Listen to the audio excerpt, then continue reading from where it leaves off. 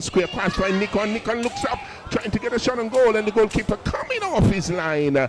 Brandon tuck it smartly and picking up that one right at the bootstrap. A bit of a panic there by Nikon Brown. He got the ball, came over from Kellon Nybert from the right side, landed at its boot, surprisingly so. He found a bit of space, tried to get to his feet and to balance himself, and at the same time the goalkeeper was rushing off his goal line and was able to gobble that one up. But it seemed to me he may have injured himself, because in trying to take the kick, he could have kicked into the ground as against getting that kick onto the ball itself, and may have just, twisted his toes or his ankle somewhat. But another opportunity for the Olo Jets, the United Olo Jets. I'm counting at least 3 there. But good goalkeeping nevertheless from Brandon Tuckett. Seemed to be bubbling in confidence and coming off his line ever so often. And on this occasion, he was successful. Another drop ball inside of the area by Campbell Ward, the referee for this evening first game. And here's Brandon taking it quite easily, boots that one easily up, finds the man, challenger, trying to go up the left side of the field, being blocked there by the number 14 in the decoy, Huggins.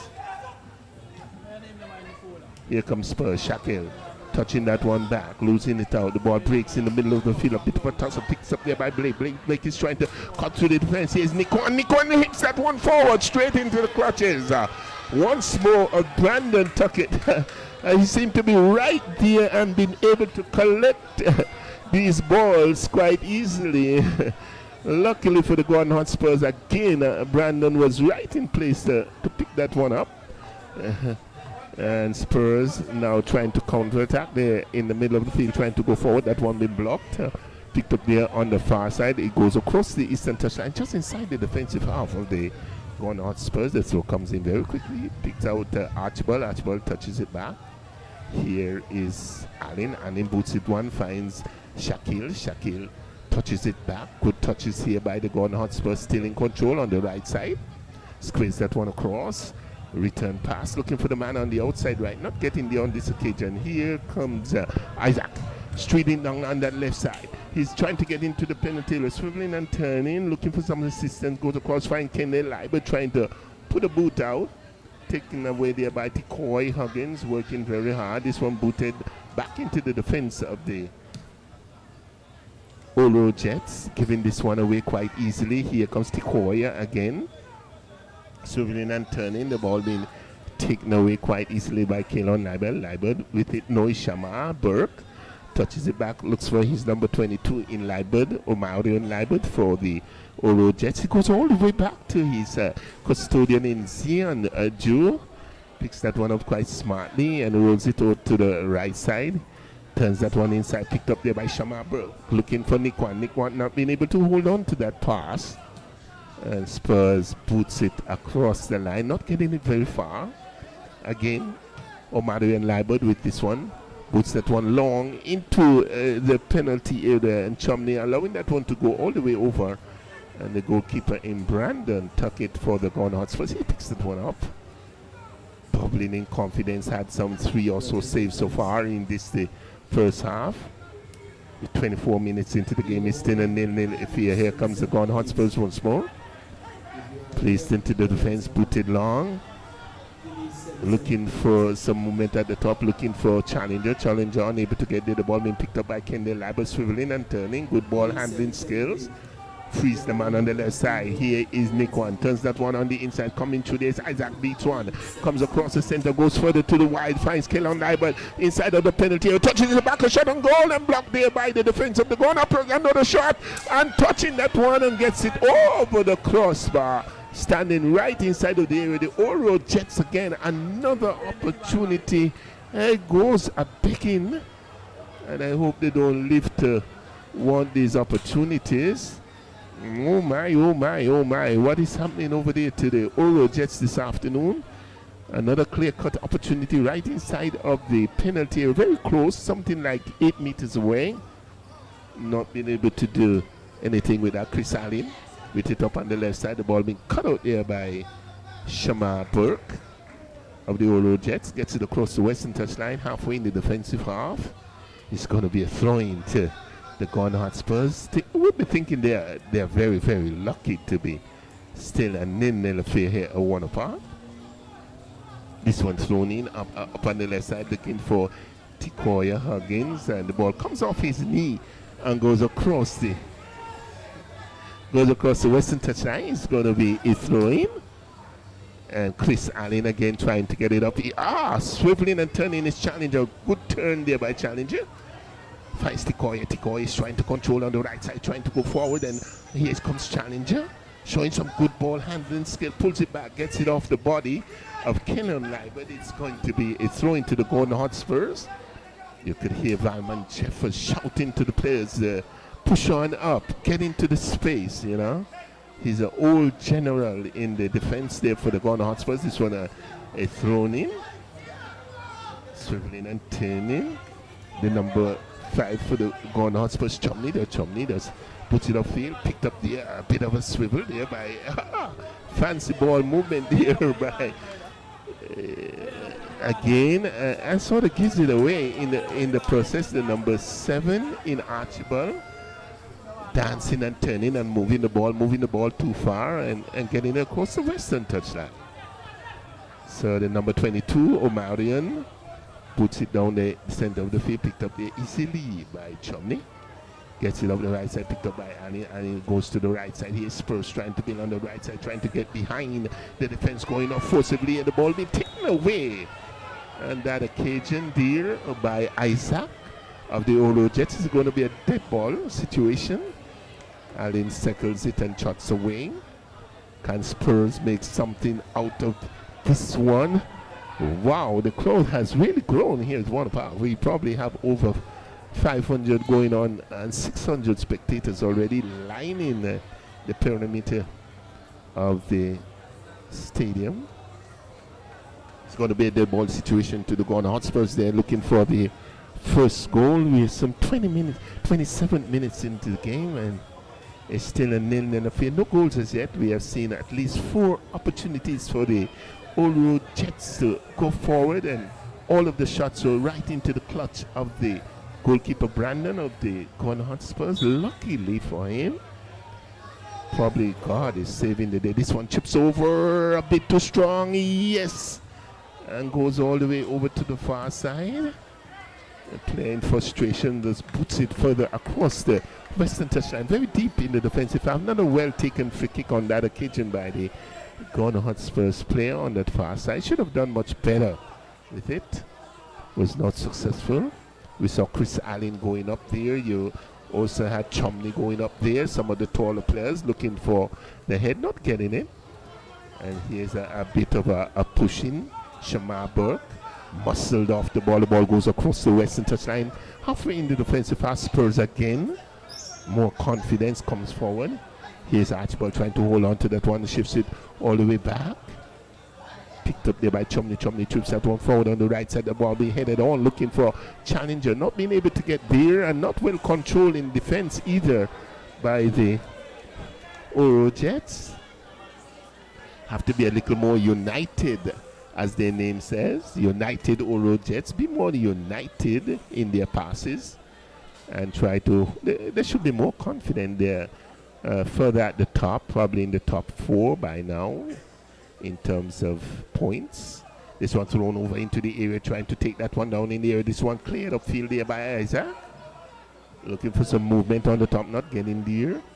Here is Oro Jets, cuts across, finds Nico on the one-touch pass, finds the man free on the left side. Here is the Oro Jets trying to push on forward, trying to go a little forward, holding on to this one on the far side, squeeze that one across and onto the head.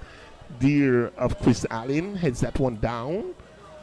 And outside of the box, here Spurs trying to go forward. The one pushes it. The ball being taken away by Archibald, but chips into the center circle. Here Spurs on the counterattack. Shifts this one to the left side easily. The man is tracking this one down far. And the ball being tackled. A forceful tackle there by Shamar. But gets this one across the western touchline. And the game really picking up here at Warner Park as the crowd now grows in capacity. cheering the teams on. It's going to be Chris Allen that comes up to take the throw in for the Golden Hotspurs halfway in the defensive half of the Oro Jets. It's still a 0-0 affair at Warner Park with 30 minutes already elapsing. The ball be thrown in, picked up there by.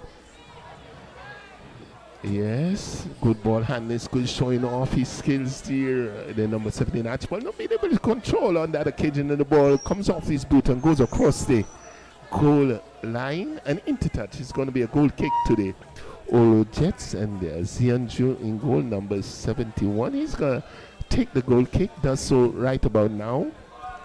Taken. Here they are trying to build on the left side of the field. This one goes to Jordan Isaac, unable to control on the chest, picked up there by Allen. Ball touched back into the middle of the field, looking for the man going forward in challenge. Not being able to latch on to that one, picked up in the middle of the field. Here is Spurs going forward. An errant pass there by Chumley. The ball breaks in the middle of the field. The ball turned inside there by Valman. Cleared the field by Warner. Spurs in command in the own defensive half. Comes up field. The player now going up a bit too strong there. The number 22 in Omar Leibergen. Bringing the player down in the process. The referee going up. Referee Kimball Ward. Just having a little word with the player. Take it easy. Take it easy. You know. Score here at Warner Park. It's a 0-0 affair. We're just some 32 minutes into the game, and as I said, a very important game for both teams. United Olo Jets looking to go a little further into the lead and gain 3 points. That will put them in good standing for the Final Four. And the Skeleton Hotspurs needing to get their 3 points to take them out of relegation capacity. Well, let us see what is happening here at Warner Park. We are just about 32 minutes into the 33rd minute. This one chipped into the area of goal ahead. The ball dropped and bubbled around in the area and having to be cleared onto the right side. Here comes the Olo Jets on the right side of it. A bit of a hole in there by Kellon Liebert. He speeds away from the rest of the defense, goes wide, looking to go forward. A sliding tackle comes in there from Shaquille Adams of the Golden Hotspurs.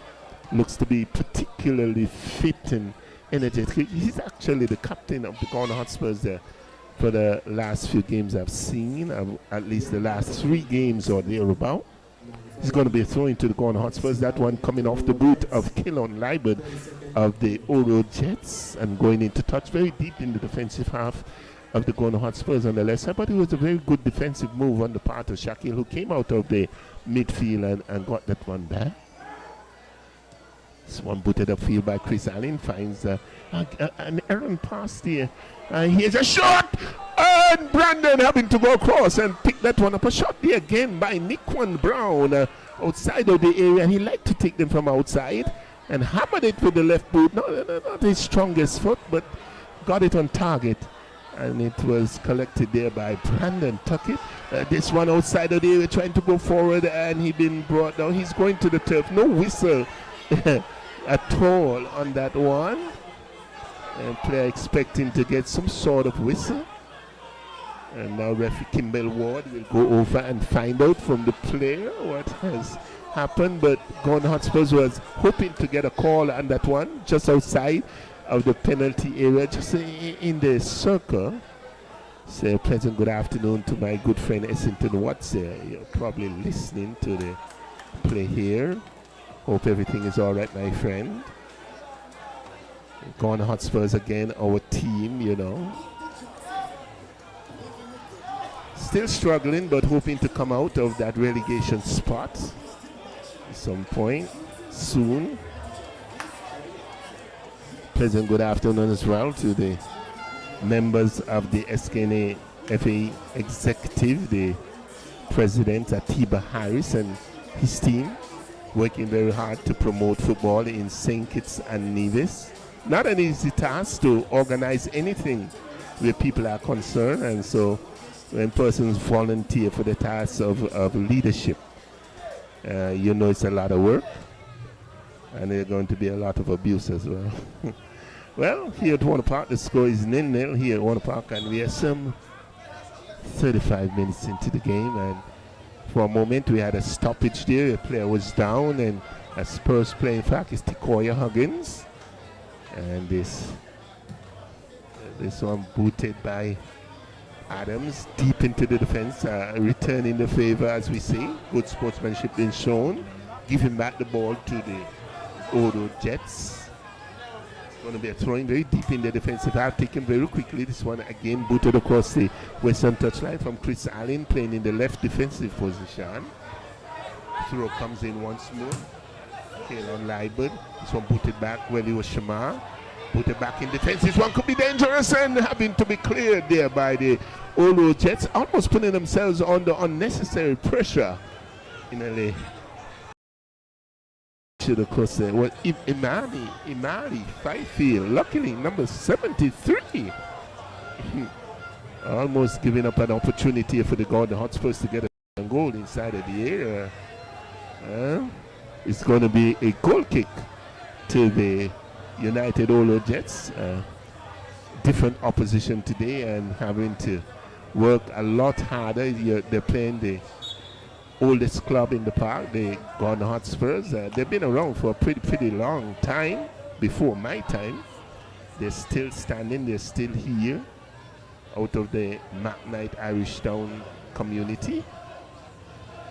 This one turning, finds Giovanni Lake, turn back, looking for the taken away briefly there, picked up by the Hotspurs, trying to go forward, one touch pass, has a man across, a bit of a push in there on the top of the box. The ball intercepted by Imali, giving away. He's going on the outside, looking to go forward. Shelvin Ali not being able to get there, picked up there in defense by the Olo Jets, playing around with it still. We need to get it out of harm's way. Finally, the ball goes across the eastern touchline, coming off the boot of a midfield player for the Hotspurs. It's going to be a throwing. Anxious moments there for the Oro Jets. It's just about into the 38th minute now of the game. It's still a 0-0 affair. Nothing really coming out of it. No shot on goal, and safe grounds. Here the Oro Jets. The player Tiny's boot string on the far side. As I said, the Oro Jets been doing particularly well in the tournament, and they've been playing without one of their star players, the talisman, Dequani Williams. Understand he's on some sort of suspension, 14-match suspension. I understood. It must have been a serious breach, and we're hoping he'll be back, and this time be a lot more discipline in his football. And this one is tossing on the top of the box. Spurs is trying to control. Let us see what can make of this one. Shakil goes up for the header, brings that one down, looking for challenger, goes back, finds Shakil, he goes square, he finds Shovin with it, now going further on the right side, looking for challenger not being able to get there. This one touches down, finds, yes, square ball, finds Adam Spurs, another square ball on the left side. Chris Allen with it now on the left boot, chips that one forward, looking for a player sneaking into the area. Is he going to get a shot off? No. Good defensive work. The player falling back in defense. I thought for a moment he might have been offside. Maybe he himself felt as though he might have been offside. And it's going to be a dead ball situation nevertheless. Perhaps he was indeed offside on that far side, because he stood up, he looked, and then he started running again. It's going to be a dead ball situation to the United Oro Jets. The score here at Warner Park, we're into the 39th minute now. Well into the 40th minute. It's going to be the Oro Jets with a pass outside of the penalty area. Finds the number 22 in Marion Liebert. He comes up on the right side, hits that one forward, looking for Lake. Lake is trying to latch on to this one. He has players around him swiveling and turning. Is going to go against Mr. Lake, Giovanni Lake, a former player of the Gardner Hotspurs, now shifted to the United Oro Jets. So they know him pretty well. With a defender like Valmon, he will know exactly what to do to keep him out of striking range. Very, very dangerous and deadly forward player in Giovanni Lake.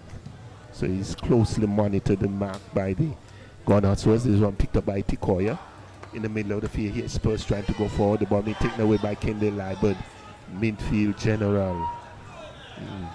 Showing his competency. This one played inside a bit of a high foot there. Not being called there by the referee. Shifted to the right side. Spurs is trying to go forward here. They now getting away from the defensive players. Pushing forward. A bit of a pushing on that far side. The players trying to get around.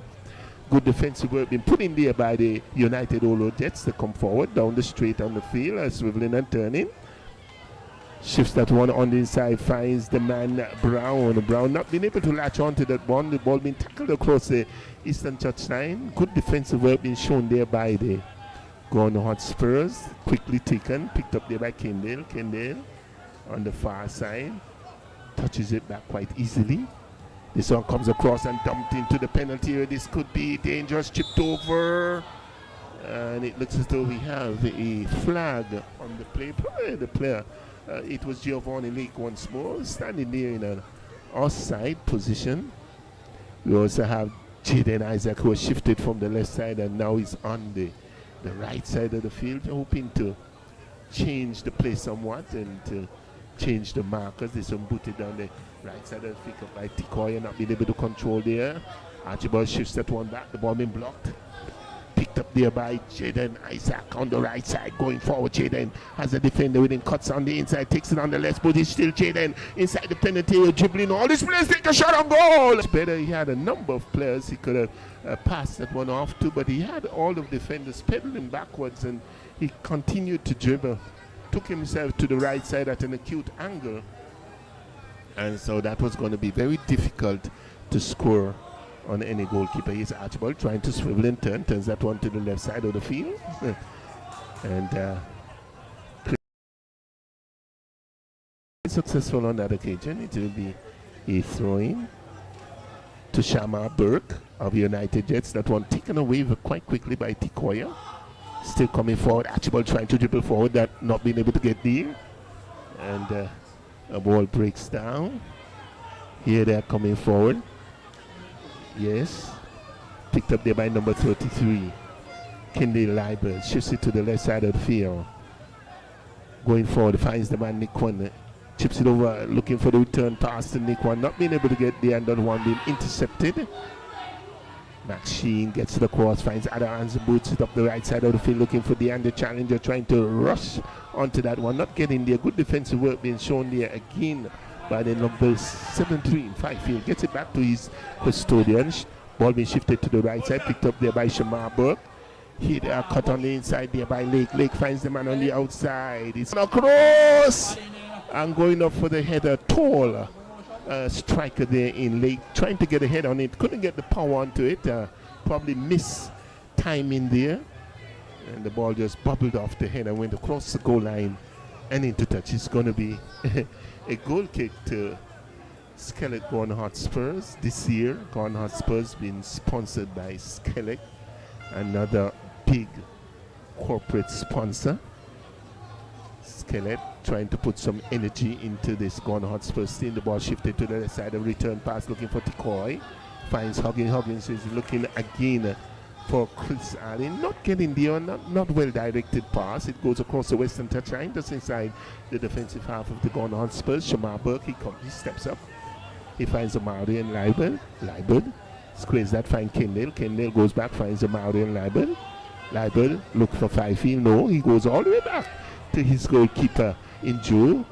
Joe just dribbles around into the air, boots that one to the left side of the field, looking for some movement on the top, not getting there. The ball intercepted, picked up by Kendall for the Olo Jets. He seems to be everywhere. Good midfield player, general he is, Kendall. A little of a tussle on the far side. And Spurs finally gets away with it here. Shakil cutting the split, the defense open, find the man breaking free in.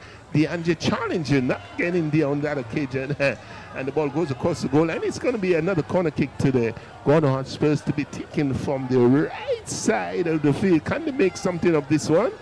I see 1 minute of extra time being shown there by the fourth official in Jody Walters.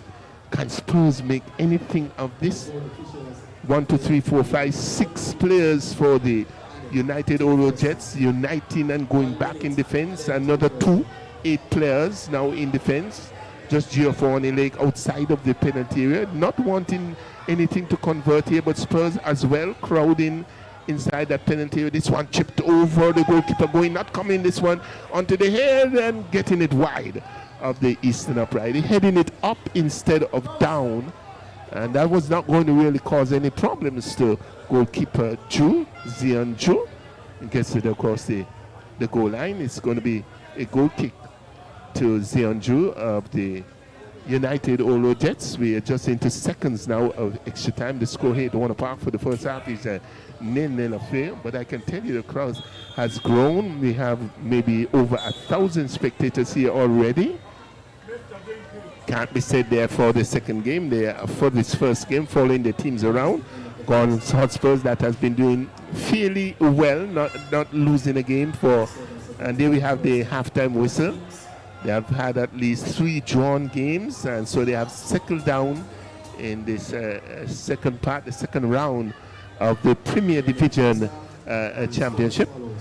And the Olo Jets have been doing particularly well and have been winning games and probably in the top 4 rankings of the tournament so far, well, at least in 5th position, and they're looking to go forward and to make it into the final 4 playoffs. So going into halftime, the score here at Warner Park, it's a 0-0 affair. Both teams going in feeling pretty comfortable, and let us say the coach will have something, Coach Yellerman will have something to speak to the Skeleton Hotspurs about and see what their challenges are.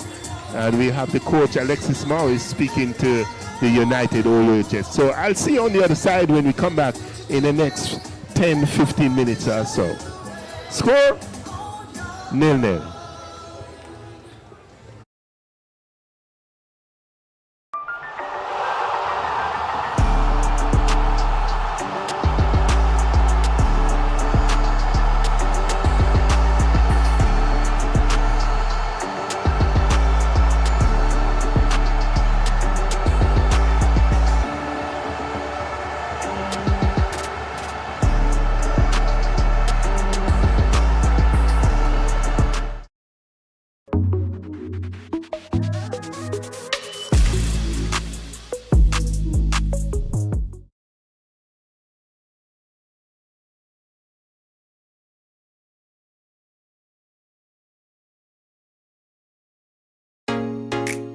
Introducing St. Kitts and Nevis's newest TV channel, Television Caribbean, TVC Channel 40 on the cable's Ultra TV. TVC promises to deliver the finest in television broadcasting in St. Kitts and Nevis and the Caribbean, with some of the best local programs in news, sports, and entertainment. Join us for Insights, where we delve into the lives of our guests. Let me see what happens if I put this to it. Big explosion, like, okay, note to self, don't do that again. Or get in-depth analysis on Newsline 360. We have sports, entertainment, and inspiration. It's all here on TVC Channel 40 on the cable's Ultra TV, on TelTV Cable Network in St. Martin, and on our website www.tvcplus.live. TVC Channel 40. See the difference. National Home Loans. Get your dream home. All could be yours. Walk through the door. Come take what you need. Get you the keys. All could be yours. What you deserve. National Home Loans. Get your dream home. Get your dream home. Right it. Get your dream home. National Home Loans. Get your dream home. National Home Loans. Home ownership made easy. When you're with National, you're home.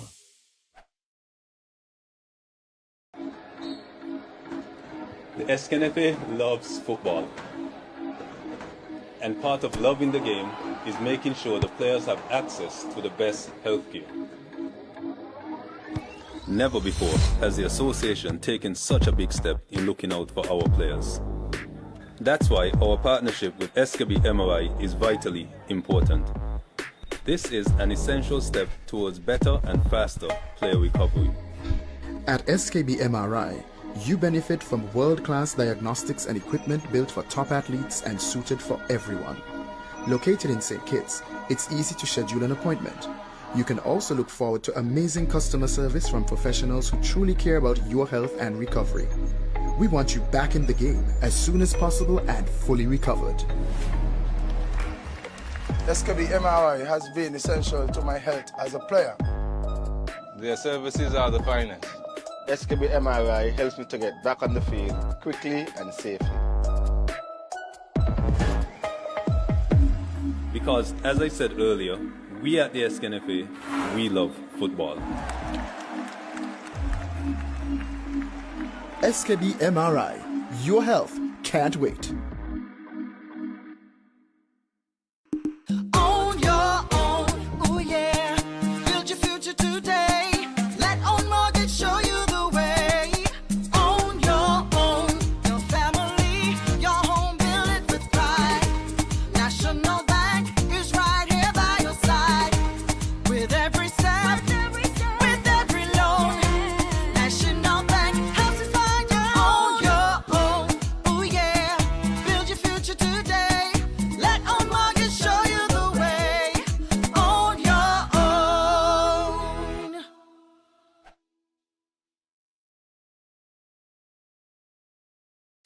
You're never too young to start planning for your financial future.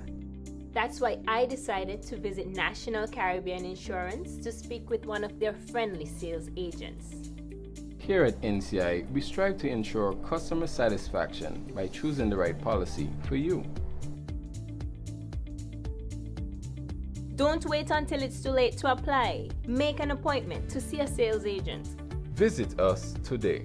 We serve, we protect, we satisfy. That's NCI.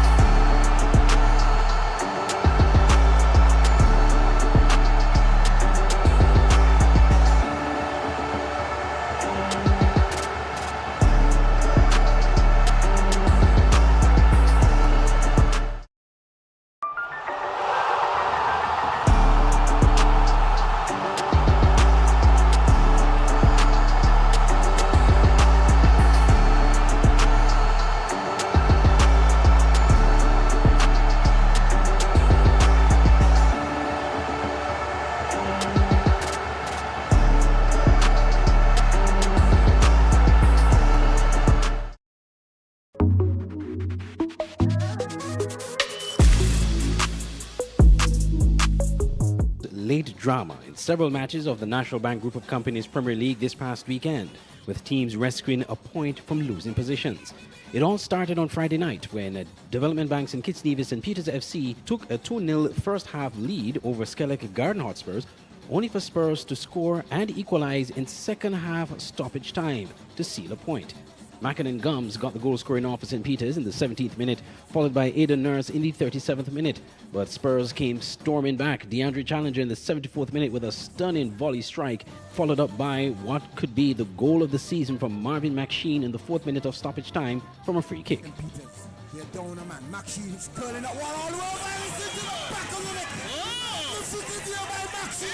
Coach George Yellowman Isaac of Spurs reiterated his team's never-say-die attitude for the relentless effort to draw the match. Jan Duncan of St. Peters was issued a red card in the 81st minute. Erdley Nisbet, the kit manager of St. Peters, also received a red card in the 84th minute.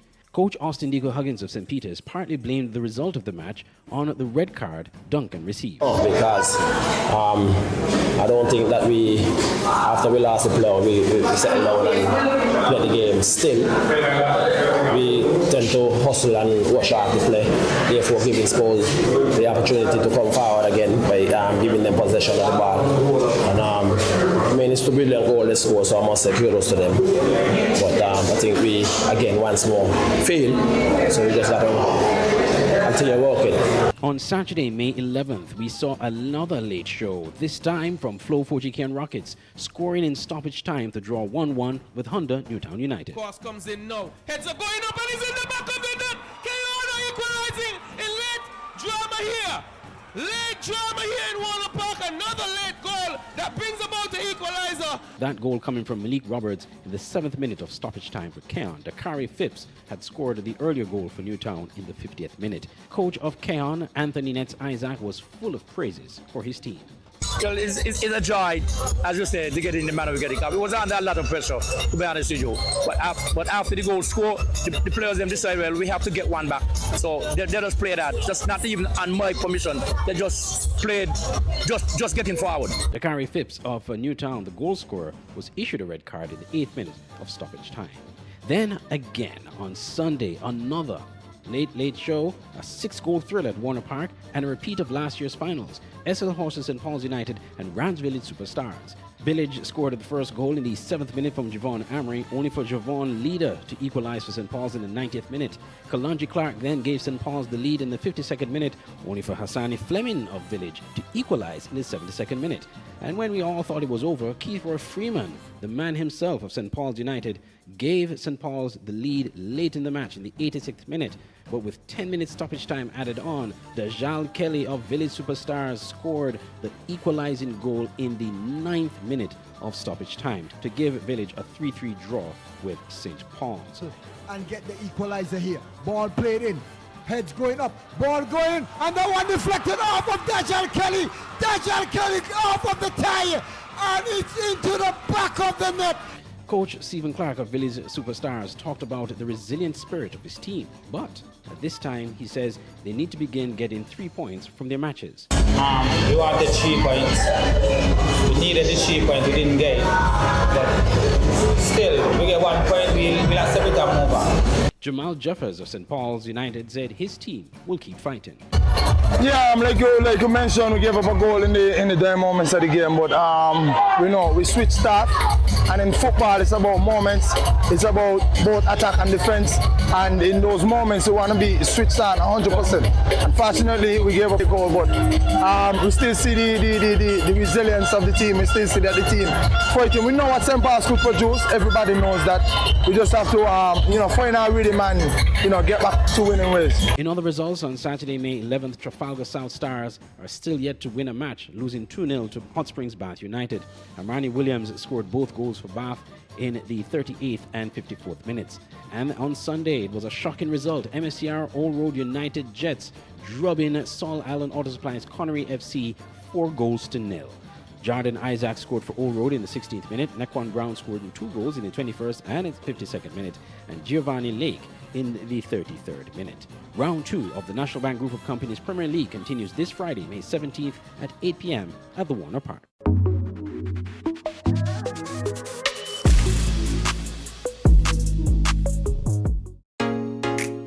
Introducing St. Kitts and Nevis's newest TV channel, Television Caribbean, TVC Channel 40 on the cable's Ultra TV.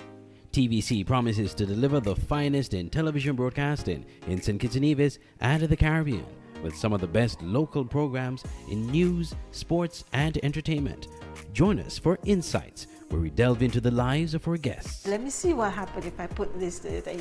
Big explosion, like, okay, note to self, don't do that again. Or get in-depth analysis on Newsline 360. We have sports, entertainment, and inspiration. It's all here on TVC Channel 40 on the cable's Ultra TV, on TelTV Cable Network in St. Martin, and on our website www.tvcplus.live. TVC Channel 40. See the difference. National Home Loans. Get your dream home. All could be yours. Walk through the door. Come take what you need. Get you the keys. All could be yours. What you deserve. National Home Loans. Get your dream home. Get your dream home. Right it. Get your dream home. National Home Loans. Get your dream home. National Home Loans. Home ownership made easy. When you're with National, you're home.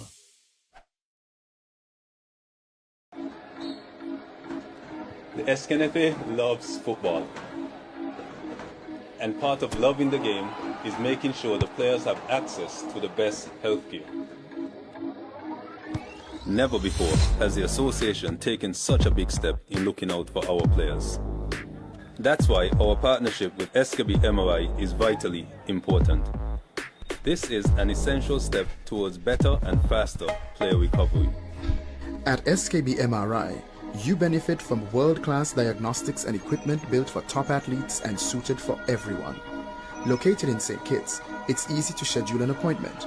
You can also look forward to amazing customer service from professionals who truly care about your health and recovery. We want you back in the game as soon as possible and fully recovered. SKB MRI has been essential to my health as a player. Their services are the finest.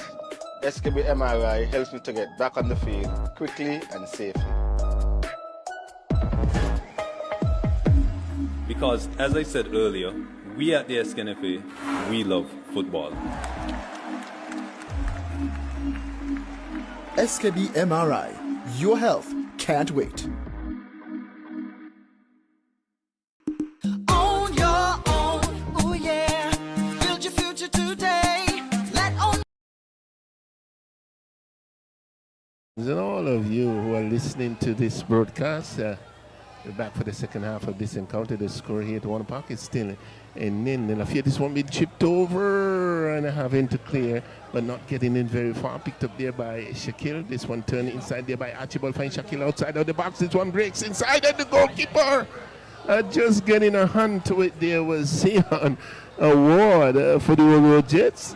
Still more pressure.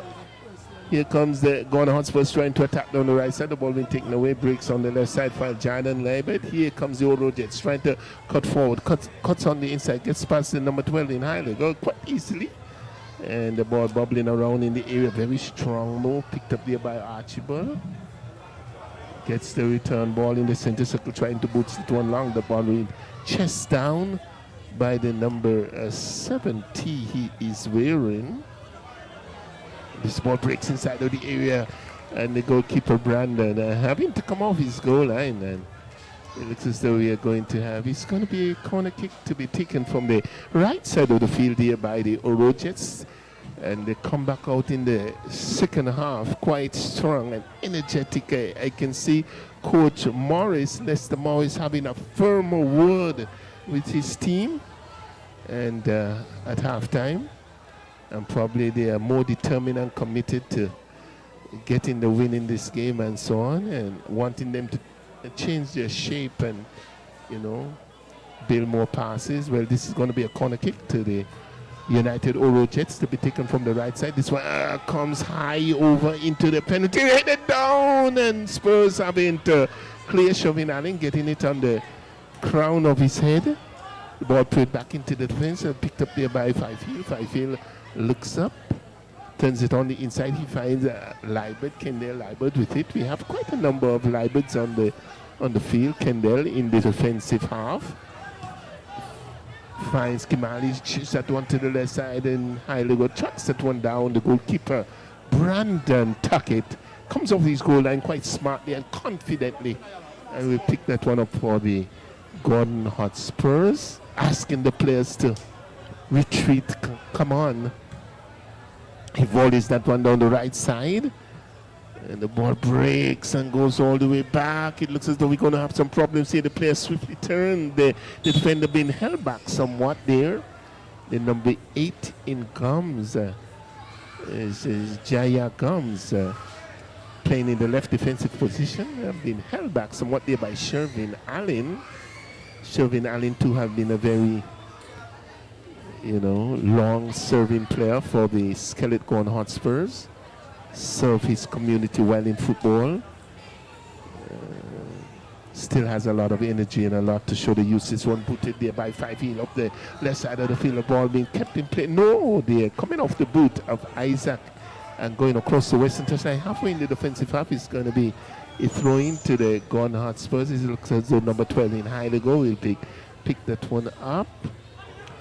Onto the head of Isaac. Isaac getting that one on contention. This one, Nick one is trying to control it. He gets the free ball on the left side, turns it back quickly, looking for Lake. The ball being taken away. Spurs is trying to get that one away. Does so right about now. Picked up in the middle of the field. Again, This one booted to the right side. Up go the head of Chris Allen. Heads that one down across the eastern touchline. It's going to be a throw-in by K.L. Nyberg on the far side. See what they can make of this one. Throw comes in very quickly. Flat across into the area. More pressure here for the Hotspurs in their defense. Having to clear, yes, up the center of the field. Easily taken under control there by the number 73, Imali 5. He turns that one back to his custodian in Kiano Award. Here come Imali 5 field here for the Oro Jets. Chips at one forward looking for his captain. Nick One is trying to get behind the defense. A bit of a pushing in the small of the back there, and the ball bubbles over the goal line. Putting some muscle into that one on that occasion. Looks like the number 28 in Dave Warner, central defender for the Gordon Hotspurs. And it will be he was in an offside position. Nick Warner, a Brown, prolific goal scorer for the United Oro Jets. I wonder what George Yellowman would have said to the skeleton Gordon Hotspurs. Probably they may have to hold on. No, it's not offside. He's going to, is it? Yes, it looks as though he was caught in an offside position. Let us see if anything would have changed here for the Gordon Hotspurs. George Yellowman Isaac, a very astute coach. The one breaks on the right side, picked up the air by the number 12 in Heidelberg, gets this one down the right side, tracking backwards the number 8 in Gums. Gets it out, he finds Isaac. Here is the United Olo Jets. He's back in their defense, have to play it in a hurry. Kendall trying to track this one down. The player's going up for the header. The ball breaks in the center of the circle. A long shot from outside and downtown, getting that one over the crossbar. No real problems there for the custodian. It looks as though, was it Archibald who took it from way down? Getting that one high over the crossbar. No real problems there for the custodian, the goalkeeper for the Oro Jets, Zian Ward. I have not seen Clifford Samuels as yet, but he came on last week to a great applause there by the crowd. Clifford coming out of the Connery team and going back, I understood, to the Oro Jets. This one is forcefully trying to go through, looking there for Tikoya. Tikoya Huggins going down at less and not really getting past Liebert, that Kalon Liebert. The ball ushers upfield. Here comes the Oro Jets on the attack, trying to get that inside. There was Giovanni Lake, and intercepted well by the defense of the Gordon Hotspurs. Strong defense. They are marking out Giovanni Lake. Good idea. Plays on him all the time. On that occasion, it was Dave Warner, number 28. Here comes Gums for the Olo Jets. Shows it on the left side of the field, looking for Giovanni Lake. The one being allowed to go across the goal line. Giovanni Lake been knocked about somewhat by his former colleagues, the Skeleton Gordon Hotspurs. It goes across the goal line. It's going to be a goal kick to the Gordon Hotspurs, to be taken by Brandon Tuckett in goal for the Gordon Hotspurs. So far, a very good game, fairly even game and balance on the field of play. This one down the right side, picked up there by, it's going to be Archibald. Archibald trying to swivel and turn, being close to the mark by some two players. This one turned to left side, looking for Tikoy. Huggins not been able to hold on to that one. And the throwing comes very quickly. One put it across the eastern touchline. Coming off of Joseph. It's going to be a throwing once more to the United Olo Jets, inching forward up on that right side, just halfway into the defensive half of the Gordon Hotspurs. Again, they're trying to go forward. The ball drops inside of the area. Shot comes across. No, goes across the goal line, wide of the eastern upright. No real problems there for Brandon Tuckett. And he had it very much covered, and it was wide of the eastern upright. It's going to be a goal kick to the Skeleton Hotspurs. And the crowd has even grown. It looks as though we have 3,000 going on 4 here at Warner Park already. I think we are going to have the team from the village area, the Rams Village Superstars, that have been in a commanding position so far, and they had a drawn game last week. It was a very exciting game against the St. Paul's, SL Oxford St. Paul's last week, ended in a 3-3 drawn game. Well, tonight, who could they be coming up against? Is it St. Peter's? But I'll find out for you. I think it's a good game nevertheless. The second game tonight. All games are very good. Teams are looking for points, looking for 3 points. Here's a dead ball situation. And it's going to be the Oro Jets with it on the left side of the field. The captain is all the way over here on the left side, number 10. Not the place you'd want to see your striker. Number 10 curls that one inside across. Come the Hotspurs shoving, trying to clear that one downfield, not getting it as well as you would like. The ball drops free, finds Gums goes inside, finds Brown. The ball being given away. Here comes Spurs on the counter-attack, finds Heiligor trying to streak down that right side. He being covered there by the number 22. Rushing back in defense was Liebert, Marion Liebert. Has it under control on this. The left side is still a Marion Liebert for the Oro Jets. This one turned on the inside, picked up there by the number 3. Gets it across field. That's Joseph. And now they're trying to go forward. This one trying to split the defense, easily intercepted. Turn back to the custodian in Brandon. Tuck it, the goalkeeper. Goes to the right side again. The ball being turned back to Brandon. They'll have to clear that one out. The Hotspurs been putting themselves under extra pressure. Here comes the Olu Jets trying to push on forward again. The ball being headed down across the eastern touchline. Here comes Jets once more. Again, cleared across the eastern touchline. It's going to be another throw in, 3 consecutive throws, and the ball being put back across the eastern touchline. Now the players are all back. You have 1, 2, 3, 4. You have the Spurs players back. 2, 4, 6, 8 players for Spurs. Spurs now trying to go forward. Yes, putting on some pressure, trying to cut, looking for some support. Turns it inside, and an infringement called there. It was Tikoy Huggins trying to come out of defense, holding on to that one and being infringed in the process. It's going to be a dead ball situation taken by Chris Allen. Up the left side, he's looking for Archibald. Archibald is trying to take control of the one. He's not successful on this occasion. Gets it across the eastern touchline. 56 minutes into this game, the score is 0-0 here at Warner Park. Once again, I want to say a pleasant good evening to Carl Liebert, if you are listening. And he's probably in his bed, but listen, this one comes across the area. Spurs in having to clear, and the game certainly has picked up on top of the box, kicking and missing. Giovanni on that far side. It looks as though it's Liebert, in fact, a player helping the other to his feet. Good sportsmanship being shown there by the Hotspurs, not wanting to get a card. Kimball Ward, the referee in the middle, looking on keenly, very keenly. It's a 0-0 situation. It's a dead ball situation to the Oro Jets. Can they score? The crowd is very anxious here, looking for a goal in tonight's game. We know the Hotspurs been famous for the drawn games. They've been drawing a lot of games, about 3 consecutive games, all drawn games. They even had a drawn game against the SL Horsford team. St. Paul's team. See what is going to happen here. Can the Oro Jets score? Is that an acute angle from the far side? This one chipped over, curled over onto the head of Warner. Warner heads that one stoutly out. Picked up there by Gums. Gums is turning left, trying to go left, looks for support, turns it all the way back to 5 feet. 5 feet is looking to go back. No, Challenger is challenging. This one goes all the way back to the custodians here and Ward, the goalkeeper.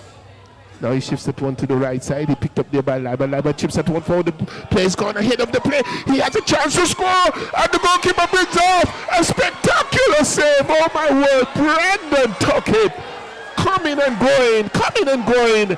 There was a chance there for Nickwan Brown to score. He tries to chip the goalkeeper. He went full stretch to his left and was able to power that one across the goal line and into touch. A tremendous save there by Brandon Tuckett, the goalkeeper for the Hotspurs. I saw it. It looks as though he was going to be the first goal to the Oro Jets, but he saved the day.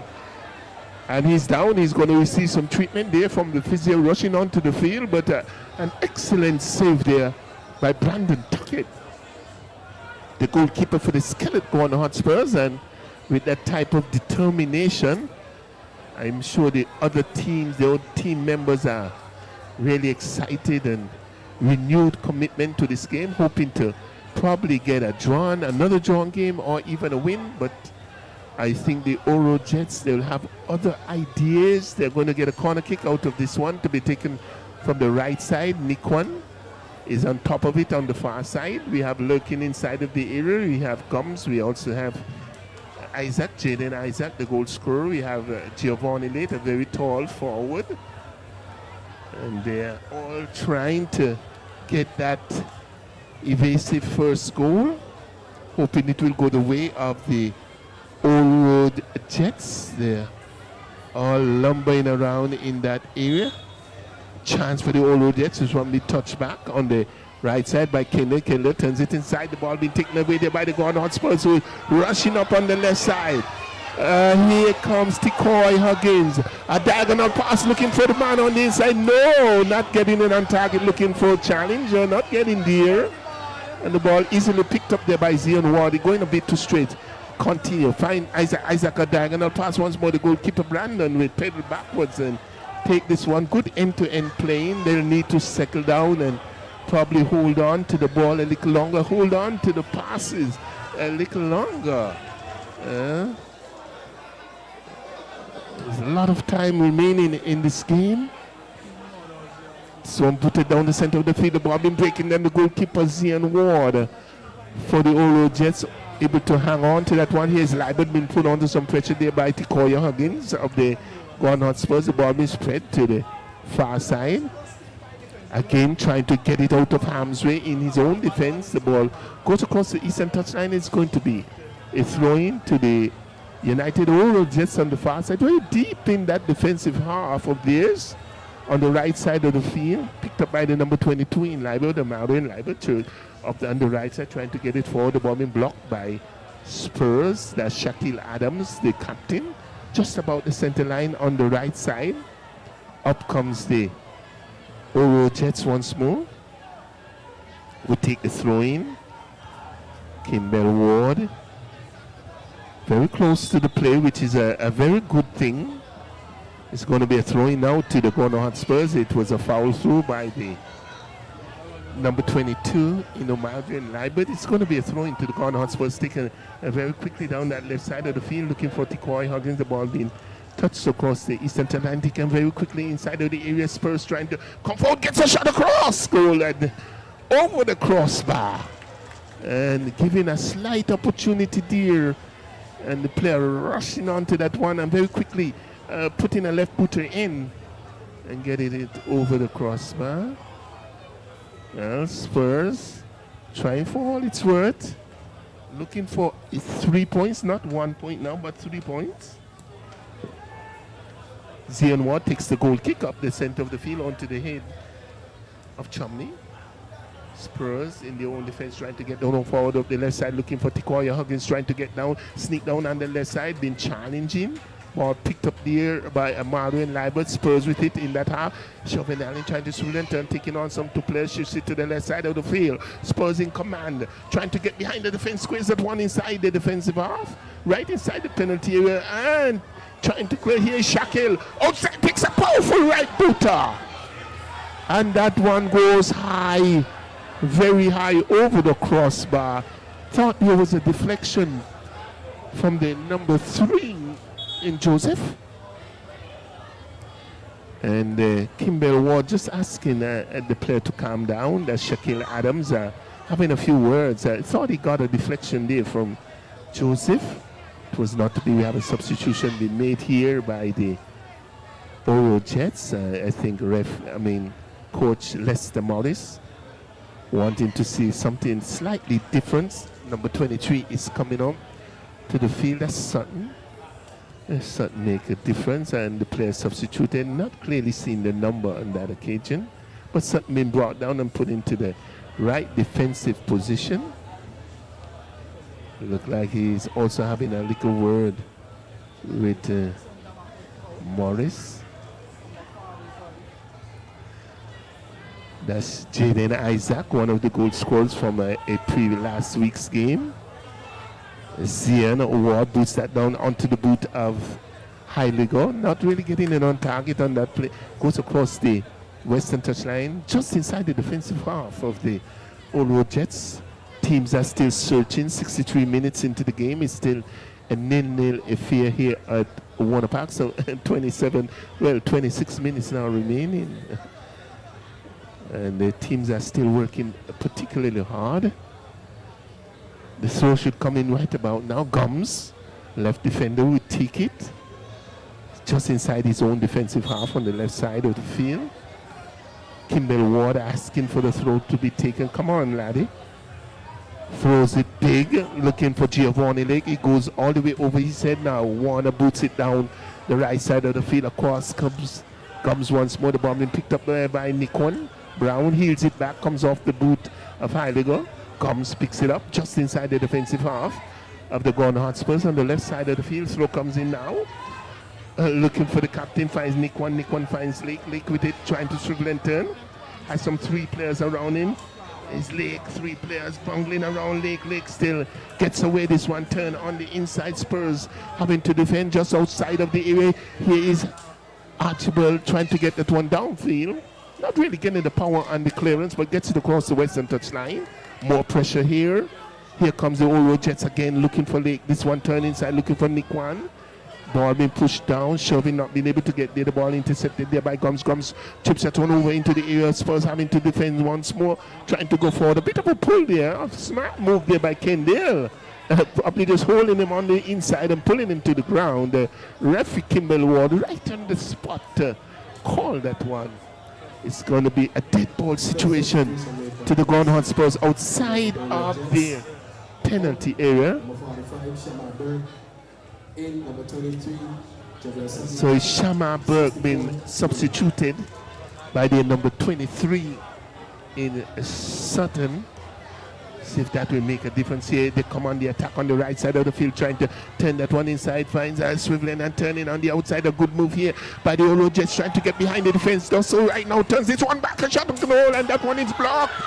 And the ball being ushered across the goal line. A good move there by the Olo Jets up on that right side, streaking up on that right side, putting some pressure on the Gone Hotspurs left side, and it's really getting heated here on Warner Park. A few more thousands have come in here to Warner Park. I think we're making a big crowd tonight, and this first game has been a big game, a huge game between the United Olo Jets leading in the upper part of the ranking so far, probably in 5th position if I remember, and the Skeleton Gone Hotspurs that been a little closer at the bottom, but been doing fairly well, having about 3 drawn games, trying to get out of the relegation position. They have been down there with the South Stars. We know the South Stars have not really scored a goal. Well, they have scored, but they have not won a game or drawn a game, so they are on 0 points. Spurs would have been a little more fortunate. Here Spurs coming forward, the ball picked up there by Valman. Valman downfield looking for some movement on the top. Not getting it to Challenger. Spurs under some more pressure. Here's Giovanni Lake outside the area, cuts on the inside, the player breaks free, but caught in an offside position. A sublime move there by Giovanni Lake, but he caught the on-rushing player in an offside position. And referee was keen in calling that one just inside the 18-yard box. Another substitution there by the United Oro Jets. We have not seen a substitution by the Skeleton Hotspurs so far. Oro Jets coach Leicester Alexis Morris probably seeing something and bringing in his number 9, Dequan Hamilton. He's also a seasoned player. And the player on the far side being taken. Now we give you that player in. He's walking all the way around from that far side. Going to be a dead ball situation to the Gone Hotspurs. Brandon Tuckett, the goalkeeper, will take it and boots it to the left side of the field, looking for some movement there by Tikoy, not getting it. The ball being picked up there by Archibald. Spurs on the attack down the left side of the field, looking to get that one forward. Still trying to go forward, looking to get behind something. Squares that one across and not really getting it as well as he would have liked. Good defensive work being put in there by the Oro Jets. A bit of a tuck-in, and the player goes to the turf. It looks as though it's Tikoy. It's going to be a dead ball situation to the Gone Hotspurs. Chris Allen will take it on the left side of the field.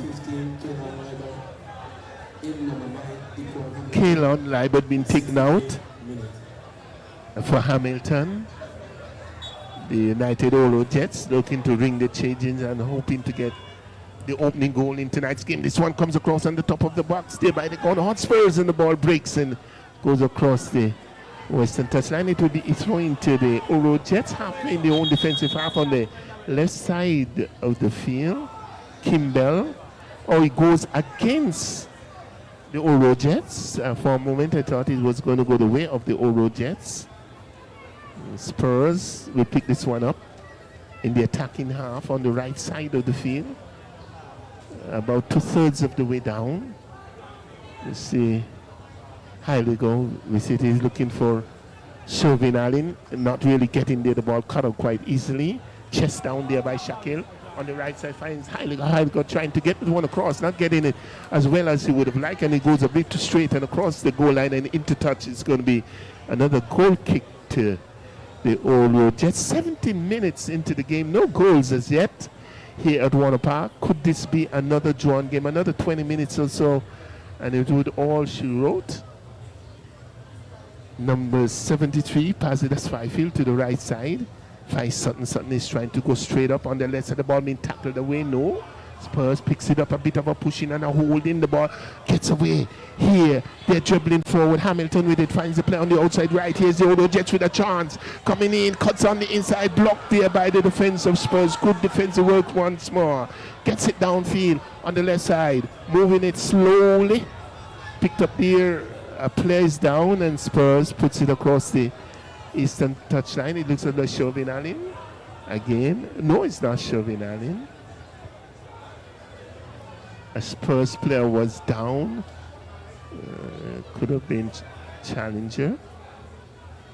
And it's going to be Spurs. Well, it's going to be a throw-in by the Odo Jets. It's going to be a throw-in, no doubt, because Spurs turned it outside after seeing their player down. Comes in and put it back deep in the defense of the Hotspurs on the left side of the field. Not really where it went out, but nevertheless turning it over to the Hotspurs. It's going to be a throw into the Hotspurs to be taken deep in their own defense on the left side of the field. 71 minutes into the game. It's a 0-0 affair here at Warner Park, and the crowd, I can tell you, already growing. All you football fans out there listening, I'm telling you, you need to get up here to Warner Park and support your team. Those who are abroad in the diaspora, we are happy that you're listening and supporting football. In the airways, here Spurs trying to build on the left side of the field. They're going forward. Tikoya Huggins look for the player, gets behind the defense, a bit of a chip on the far side. And the referee right on the spot to call that infringement. Very deep in the defensive half. The player was trying to get around the defense and square that one inside the penalty area. Spurs will get a free kick from that far side. Deep in the defense of the Olo Jets will have to be particularly very careful. I can say in the first half they had about 3 or 4 very good chances to get their opening goal. They were not successful at all. Kicking the ball straight into the lap of Brandon Tuckett, the goalkeeper for Skeleton Hotspurs. And now they're hoping they would have converted 1 or 2 of those chances. 72 minutes into the game, Spurs on the attack up on that left side. Player's going to be taking it with the right booter. Try to curl that one inside of the penalty area. Could this be the first goal for the Spurs? Into the 73rd minute, chips that one over into the box and having to defend stoutly the Olo Jets. This one headed down to the right side. Picked up there by Heiliger on the right side, trying to swing and trying to get behind the defense, dancing around this one, a bit of a holding there. And the referee not liking that one at all. Was it Chumley? Holding on to the player, number 5. Chumley it was.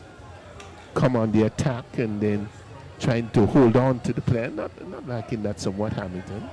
Infringement called against the Hotspurs, Chumley. Deep in the defense. Now we have Gums of the Olo Jets. He's going to leave this one for Keon Ward, the goalkeeper, to come way off outside of his area. Puts that one up the left side, putting more men forward. Giovanni Lay swivel and turn. Gets around, turns that one back, finds the man free. He's going to cut into the box. This one could be dangerous. A bit of a push in there. A bit of a muscle there, I must be shown by the defense of the Hotspurs.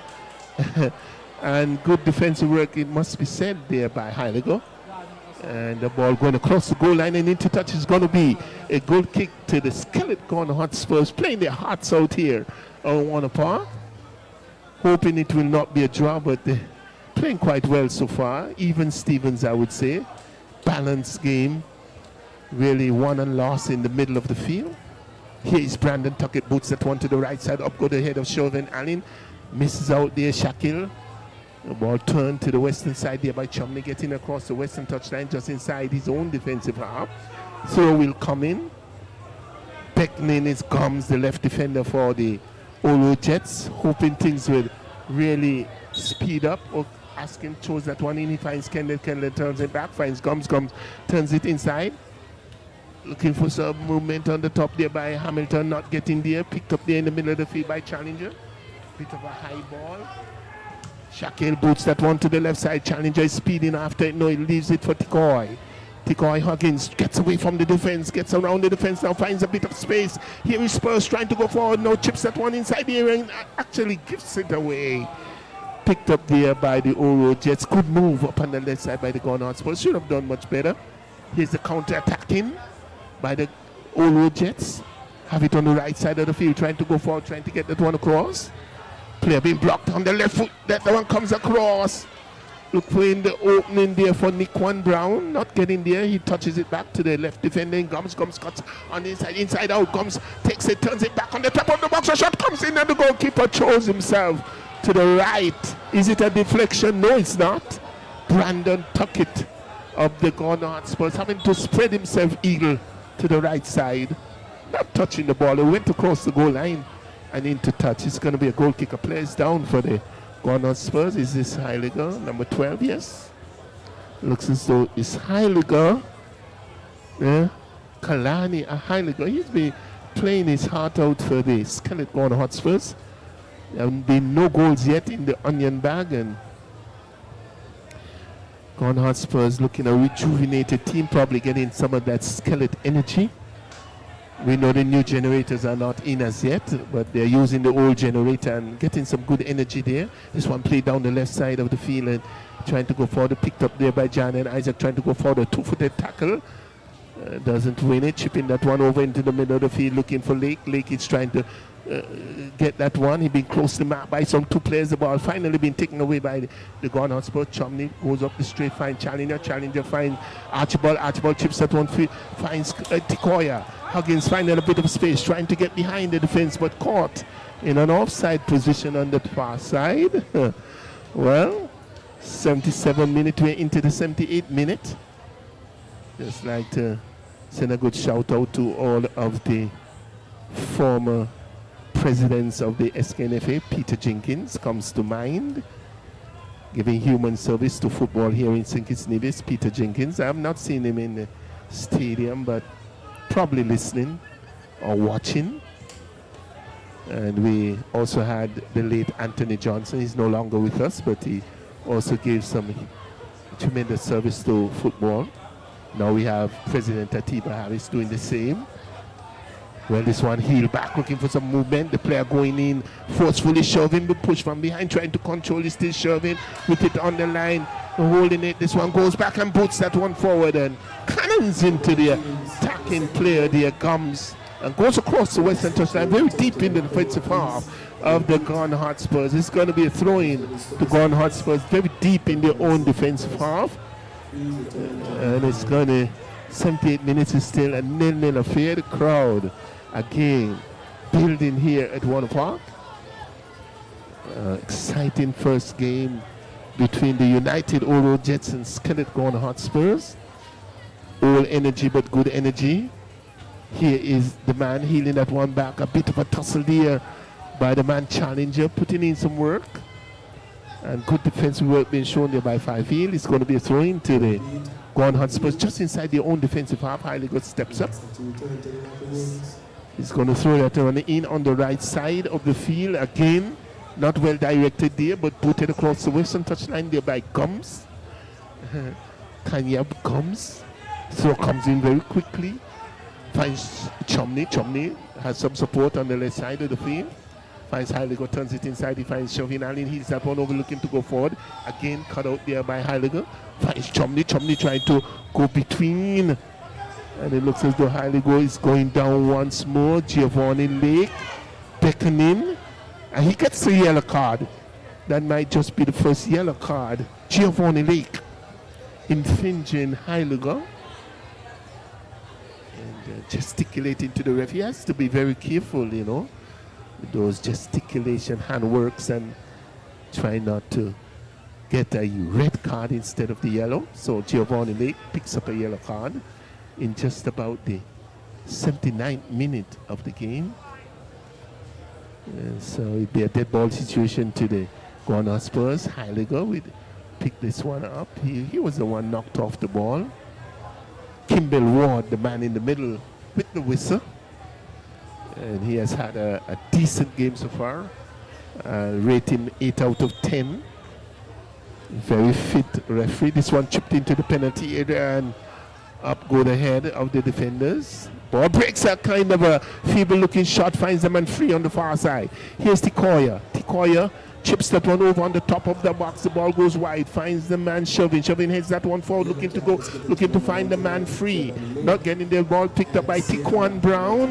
Trying to boot that one forward. The ball being hit across the western touchline. It's going to be going against the Ghana Hotspurs. Coming off of Shovin Allen of the Ghana Hotspurs. It's going to go against the Ghana Hotspurs. It will be a throw into Oro Jets. They have made some 2 changes so far. Still no result after the 2 changes. 80 minutes into the game, the score here at Warner Park is still 0-0.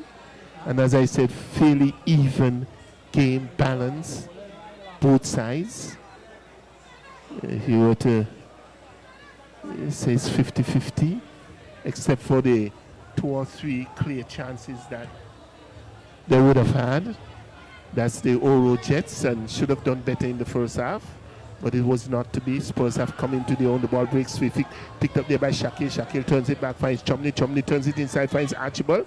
Archibald looking to go forward. The ball being picked up there by Shovin. Allen turns square, finds Challenger. Challenger turns it inside, finds Archibald, beats one. Still Archibald with it, trying to pull that one around, and the ball being taken away, picked up there by Shakil. Adams once more goes forward. Dribble one's play, takes on a second player, takes on a third player, and probably the ball rolling up onto his hand, and the referee blowing for handball. Yellow card given to Steve Archibald. Probably kicking the ball after the referee would have blown the whistle. Referee really tight out there. That's Kimball Ward, and not having any nonsense at this stage of the game. 82 minutes into the game, it's a 0-0 affair. The players will have to be very, very cautious and careful. Second yellow card will mean a red card. Referee having something to say to some players moving behind the netting on the southern side. That's the goal of the Oro Jets. It's still a 0-0 affair here at Warner Park. Taken very quickly by Fifield up the left side. This one chest down by Nikwan. Ball breaks in the center of the field. Spurs getting into a little tangle there. Player goes to the left side of the field. Play continues, chips at one forward, and it goes across the goal line. I thought it would have been an infringement, against the number 3 in Joseph. No whistle on that play, probably theatrics, a bit of acting there. And it's going to be a goal kick to the Skillet Corner Hotspurs, and to be taken by Brandon, goalkeeper Brandon Tuckett. The score here at Warner Park is still 0-0, 83 minutes into the game. Crowd a bit anxious here.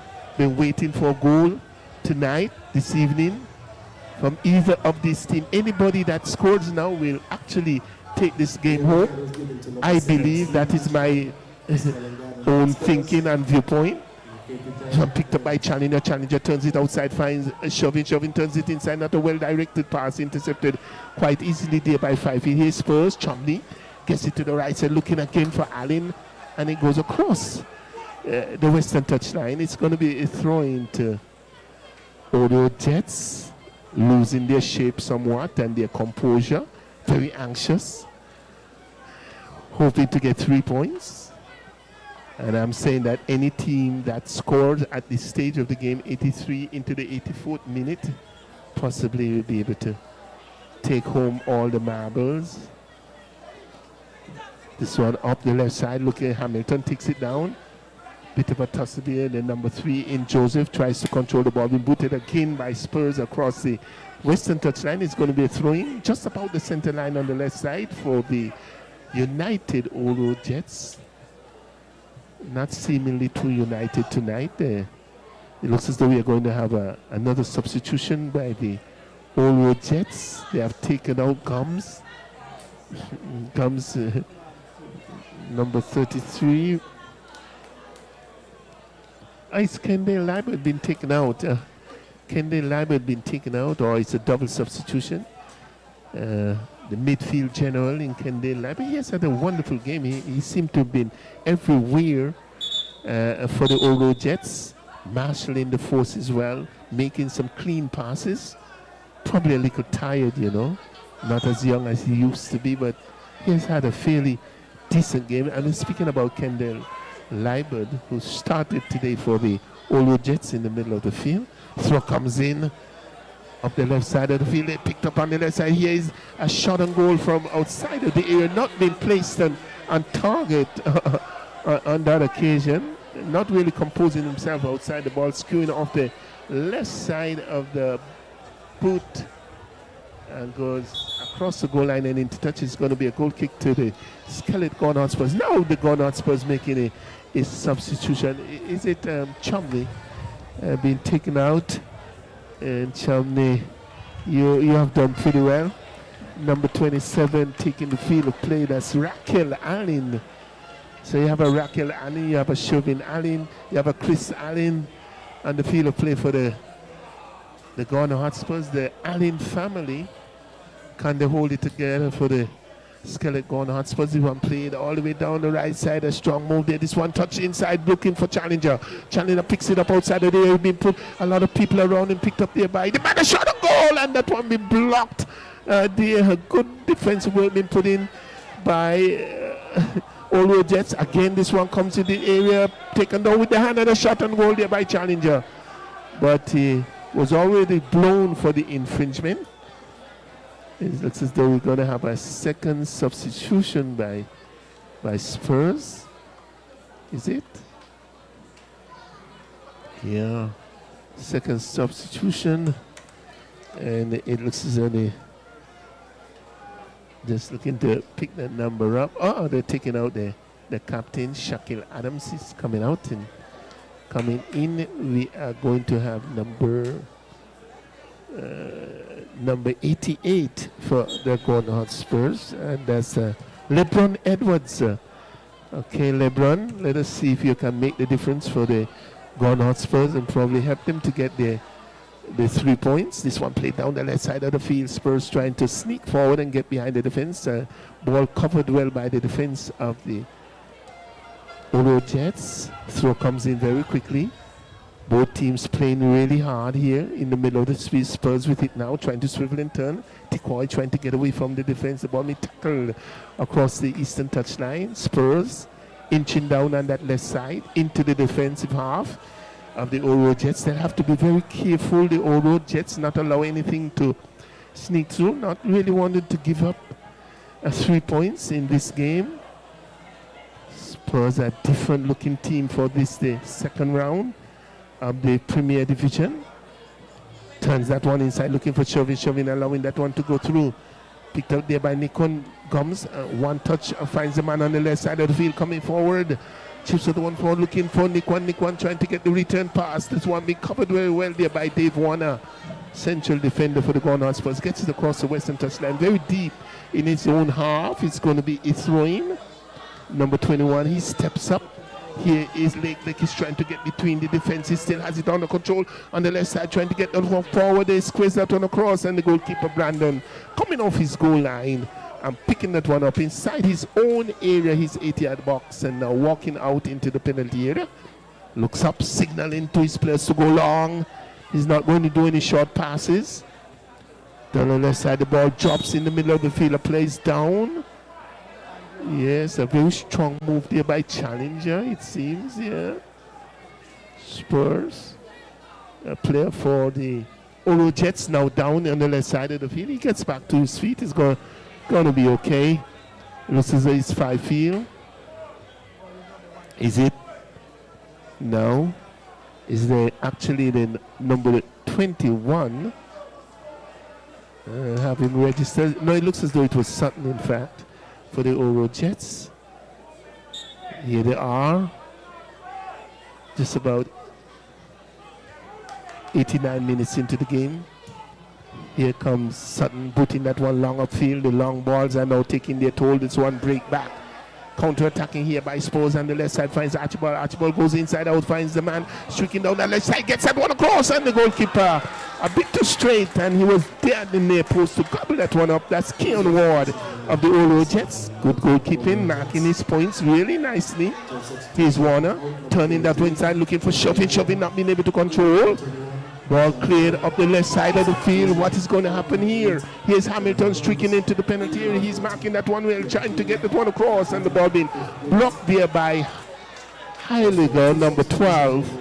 It's going to be a corner kick to the Oro Jets. And 90 minutes into the game. No, is it? Whoa, this is going to be some problems. Well, everybody's up in the penalty area of the Gordon Hotspurs. Oro Jets looking for their first goal, probably the win tonight.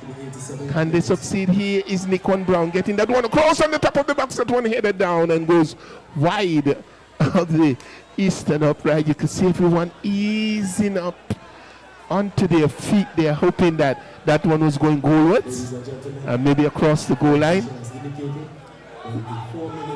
So you have had your full 90 minutes. There's another 4 minutes to go. Can Spurs get another draw? Player being brought down on the far side. No play continues. This one turned at the top of the box. A chance to score, and finally cleared upfield there by the Gordon Spurs. Being put under tremendous pressure. Oh my word! An opportunity again for the Oro Jets to get their goal. A card being shown. Yes, on Chris Allen. And it's going to be a dead ball situation. It's going to be a throw-in to the Oro Jets. Inside 4 minutes of extra time. Can they score in extra time? Anxious moments for the Gordon Hotspurs. They are all back in defense now. Can they hold out? This one may thrown in across the area. They rush out, a bit of a pushing in the small of the back. And whistle goes. It's an infringement against the Oro Jets. It's going to be a dead ball situation to the Skeleton Corner Hotspurs. Easing the pressure momentarily there. It was the Oro Jets that was pressing on that right side. A ball was bubbling free inside of the area. Should have made a better shot at that one, but happy days for the Gordon Hotspurs. They certainly know how to draw a game. They'll also have to learn how to win and get 3 points instead of 1. Can they hold on to 3 points here this afternoon? They are not really hustling for the ball, hoping that the time would run out. Kimball Ward is the man in the middle, the fat lady, trying to control things here. Is it going to be another draw for the Skeleton Hotspurs? This one taken. The far side, here they are. Dumps that one into the penalty area. Going back in defense, this one falls outside. Headed down, finds Archibald, touches it inside. Is it a handball? No handball. The ball breaks on this right side here. They come speeding away, turning that one on the inside. Good defensive work there by the Gordon Hotspurs. Picked up in the middle of the field and been pushed to the turf. And it looks as though it was Chumney. Been another substitution now being made by the Gordon Hotspurs. Really running some time off the clock. We see Coach George Yellowman Isaac getting very close to the touchline. Well, he's inside of the coach's box. Well, outside a bit. Seems like we're going to have a double substitution. They're taking out Challenger, and Shervin seem to have been tiring somewhat. Brought out 2 players, number 20 and 22 in Williams. And number 20, well, he's wearing the number 20 jersey. Can Spurs hold out and get another 1 point here or get 3 points? This one played into penalty area. The ball breaks on the top of the box. A shot on goal, and this one, goalkeeper not powerfully struck, and the goalkeeper coming off his goal line. That's Keon Ward. Takes it very quickly. Distributes down the left side of the field, looking for Giovanni Lake. A bit of a pushing, keeps that one in play. And it seems as though it's almost thinking it was the final whistle. Ball going across the western touchline, halfway in the defensive half of Spurs. And so we're still now maybe inside the final minute. Spurs trying to a bit of a push in, and Spurs again must be called the draw team, coming out with 1 point, and 1 point going the way of the Old Road Jets.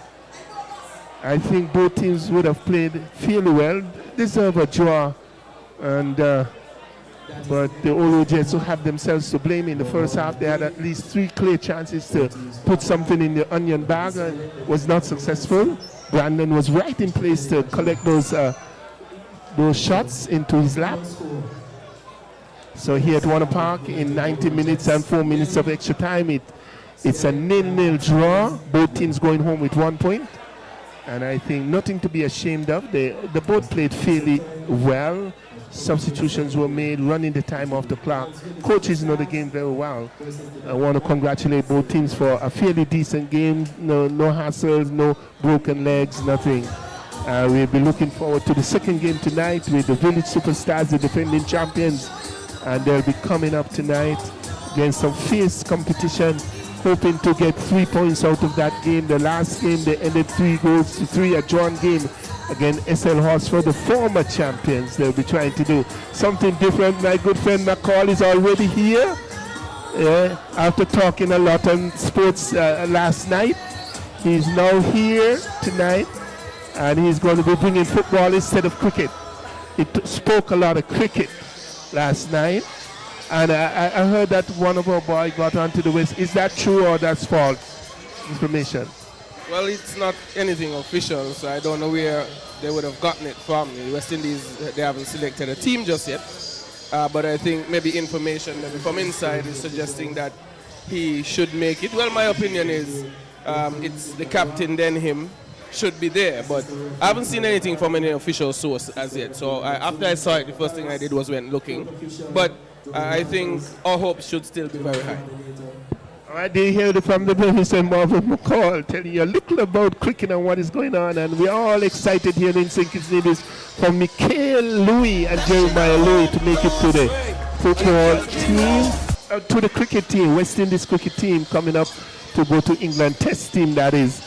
And so we are hopeful here in St. Kitts and Nevis. But the football game for tonight, the first game, ended in a 0-0 draw between the Old Road United Jets coming up against the Skeleton Hotspurs. No goals here as yet tonight. I hope Marvel will bring more luck and get that ball into the back of the net. See you over. We'll be coming back for the second half.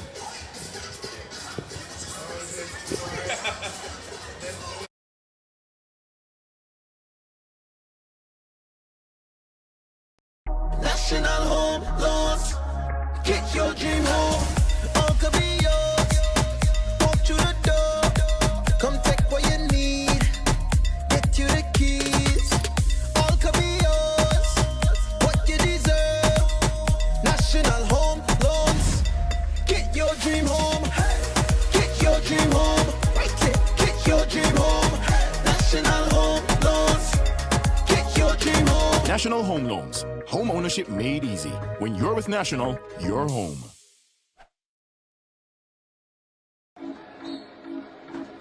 The SKNFA loves football. And part of loving the game is making sure the players have access to the best healthcare. Never before has the association taken such a big step in looking out for our players. That's why our partnership with SKB MRI is vitally important. This is an essential step towards better and faster player recovery. At SKB MRI, you benefit from world-class diagnostics and equipment built for top athletes and suited for everyone. Located in St. Kitts, it's easy to schedule an appointment. You can also look forward to amazing customer service from professionals who truly care about your health and recovery. We want you back in the game as soon as possible and fully recovered. SKB MRI has been essential to my health as a player. Their services are the finest. SKB MRI helps me to get back on the field quickly and safely. Because, as I said earlier, we at the SKNFA, we love football. SKB MRI. Your health can't wait. On your own, oh yeah. Build your future today. Let Own Mortgage show you the way. On your own, your family, your home, build it with pride. National Bank is right here by your side. With every step, with every loan. National Bank helps you find your on your own, oh yeah. Build your future today. Let Own Mortgage show you the way. On your own.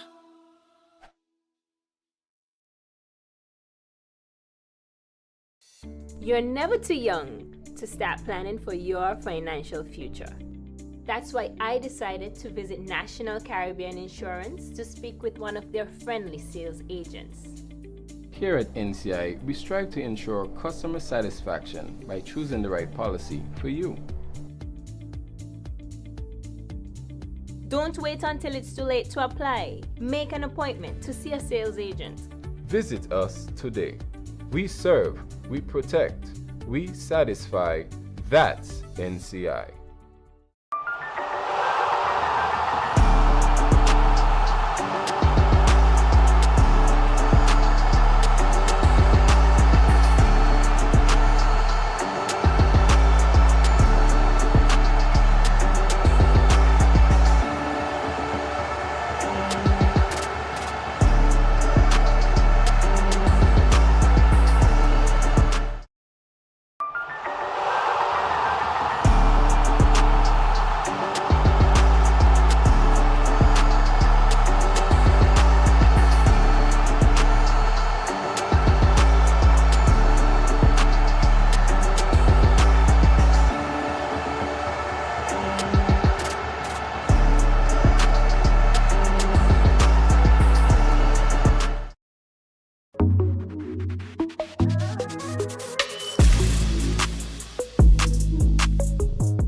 Late goals, late drama in several matches of the National Bank Group of Companies Premier League this past weekend, with teams rescuing a point from losing positions.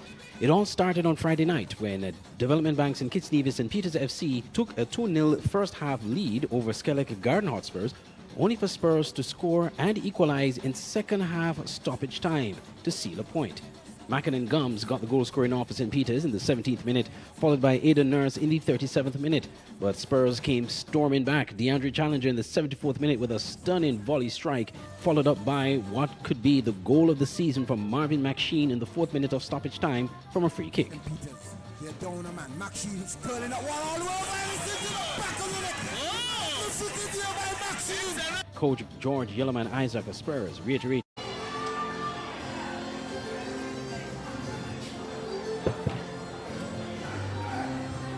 We say good evening to you, welcoming you back to Warner Park. We just completed an encounter between MFCR Old Jets and Skellig Garden Hotspurs. That one ended in a 0-0 draw, and it was Mr. Charles that took care of that encounter.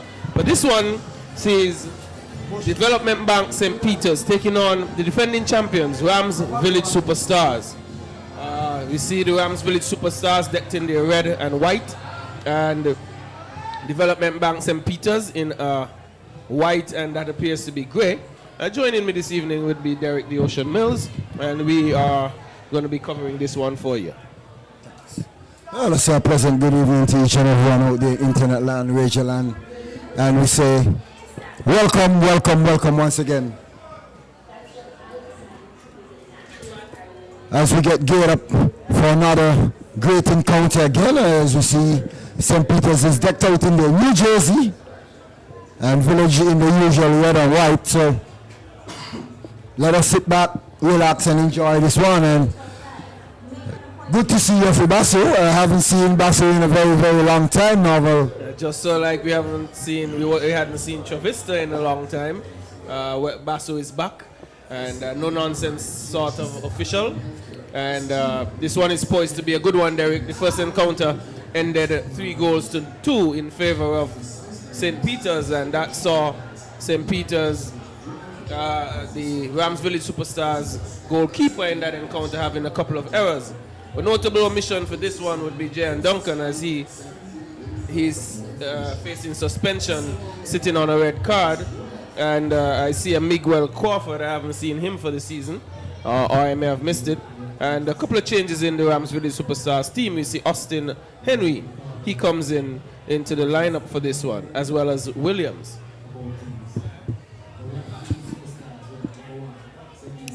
So St. Peter's playing with a little makeshift defense. Well, it's good to see Zim back as well.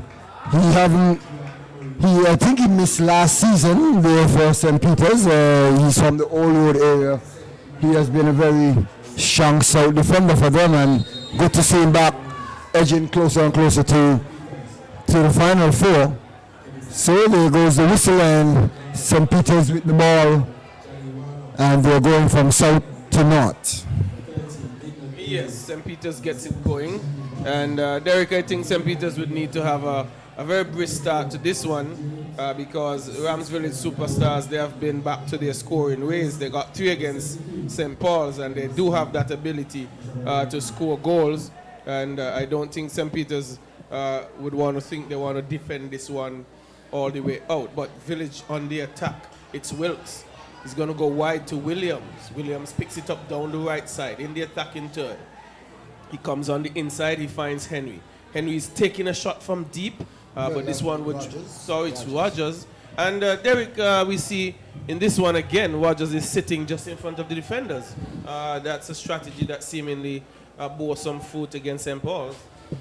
Yes, he's playing deeper in the midfield in terms of trying to pick up the ball. There is no Devon Elliott who got injured when they went over to Nevis. He had re-injured his knee, where he had to do some surgery, and we just wish him a speedy recovery as he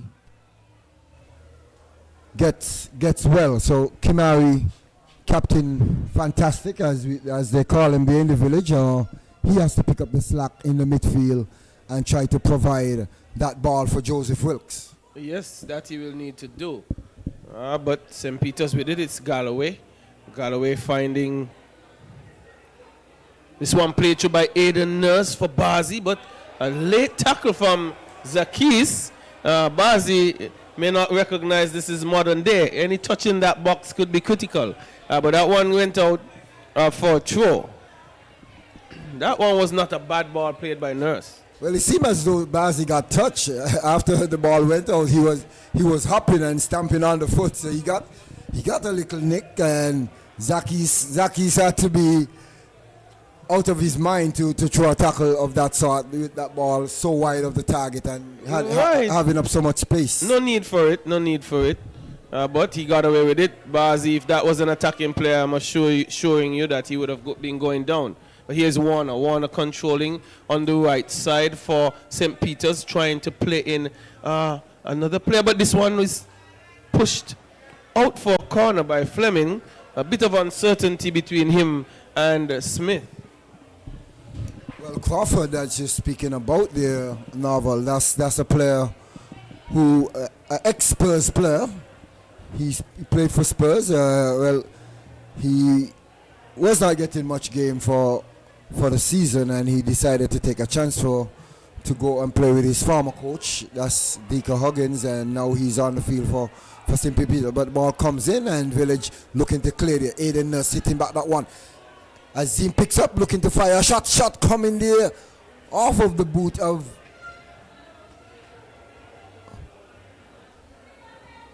Well, that's not that was looking like Deion Stevens, but it's not Stevens, and it's Warner. It was Warner who got the shot off. So St. Peter's with some early pressure here on Village. Well, Village looking to get out. It's Henry. Henry looking to play in Williams. Not a bad ball down the right side. Williams is speeding away. He checks back. He's trying to get around his marker. Cross is coming in. But that's taken over momentarily by Jones. Ball is going into touch just about now. So not a bad ball played in there by Henry. Trying to link up with Williams down the right side and exploiting the defense that was pressing a bit high. But a throw is going to be taken here by Rams Village Superstars. Sporting the number 66. It's Rogers. Long throw into the box. Not cleared by St. Peter's just yet. He comes back out. And the players down in the box.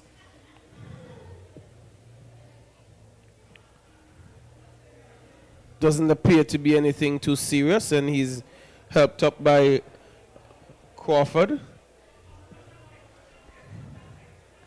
And it's going to be a drop ball for Rams Village Superstars. Flat cross being made, cleared by Nurse. Coming out into midfield area, Henry pushes it back. Hanley will take over, and he collects easily. Not looking to spring a quick outlet at all. But here comes that big punt downfield. Kirkland Harris is trying to get it under control. Doesn't. But Nurse tracks heavily. Goes wide. Finds James. He comes back to Crawford. Crawford plays further back with Gordon. Gordon is finding Galloway. This one not controlled well by Galloway, but it's cleared by Francis. David looking to get under control.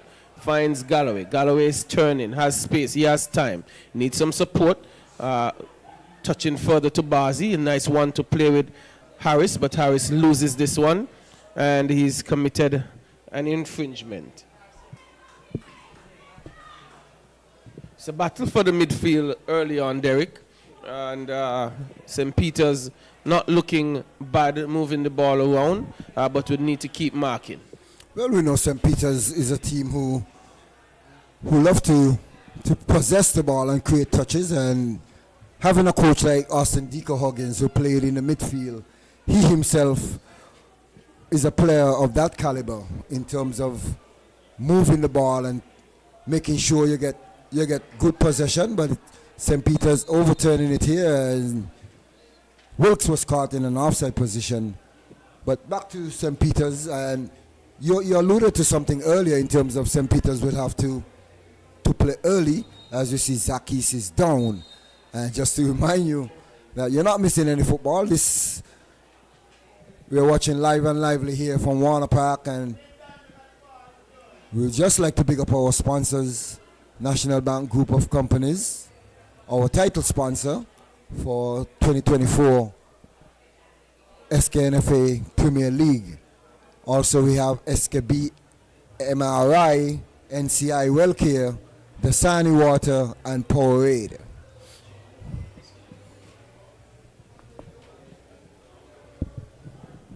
Well, Derek, early down is Zakis. We know normally this happens in the latter part of the game, so I'm assuming and presuming that this would be something genuine, that he had a good reason to be down.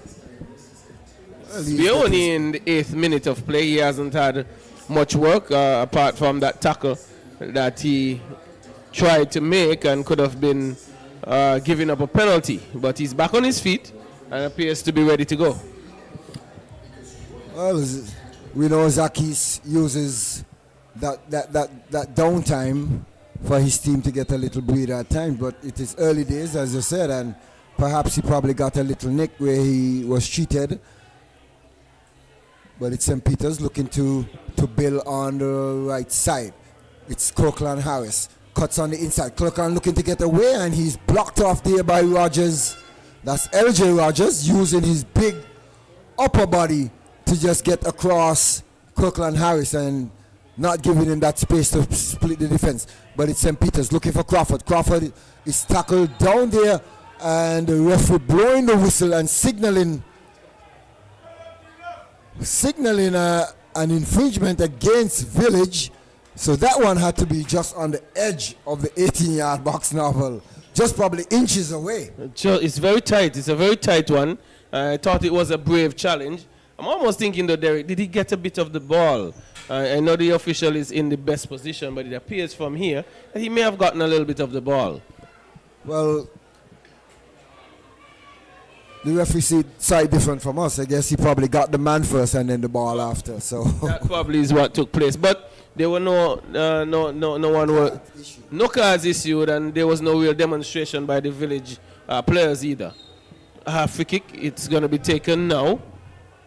Floated into the box, head going up. It was Warner. James getting his head onto it, but that one floated wide. And another player, Derek, who I haven't seen for the season would be James, but he rose above everyone, and I don't think that was the best marking from a defensive position by Ramsville Superstars. That is so true, and well, it's good to see Raheem Francis back after getting a red card. Double yellow cards in Nevis and picking up a red as well. But Galloway coming across to just clean up and mop up things. Dion Stephen going back to Crawford. Crawford's lobbing that one over the top as Francis comes across, and he now has to deal with Jaleel Warner. And it's a throw-in for St. Peter's. So St. Peter's are pressing Village here, and we know they have had several slow starts to their game, and they are looking much peppier and more livelier tonight, Novel. Yes, they're looking good on the ball. They have been spending some time in the attacking third, and they are so now. Ball being played over to David. David finds Bazi. Bazi down the left side. This comes back to David. A cross is being played in. Easily dealt with by Fleming. A strong, well-built defender for Rams Village Superstars, Derek. And I've been having some conversations about Fleming, and what possibility do you think he has of making a national team? For me, he appears most times to be one of the better defenders in the park.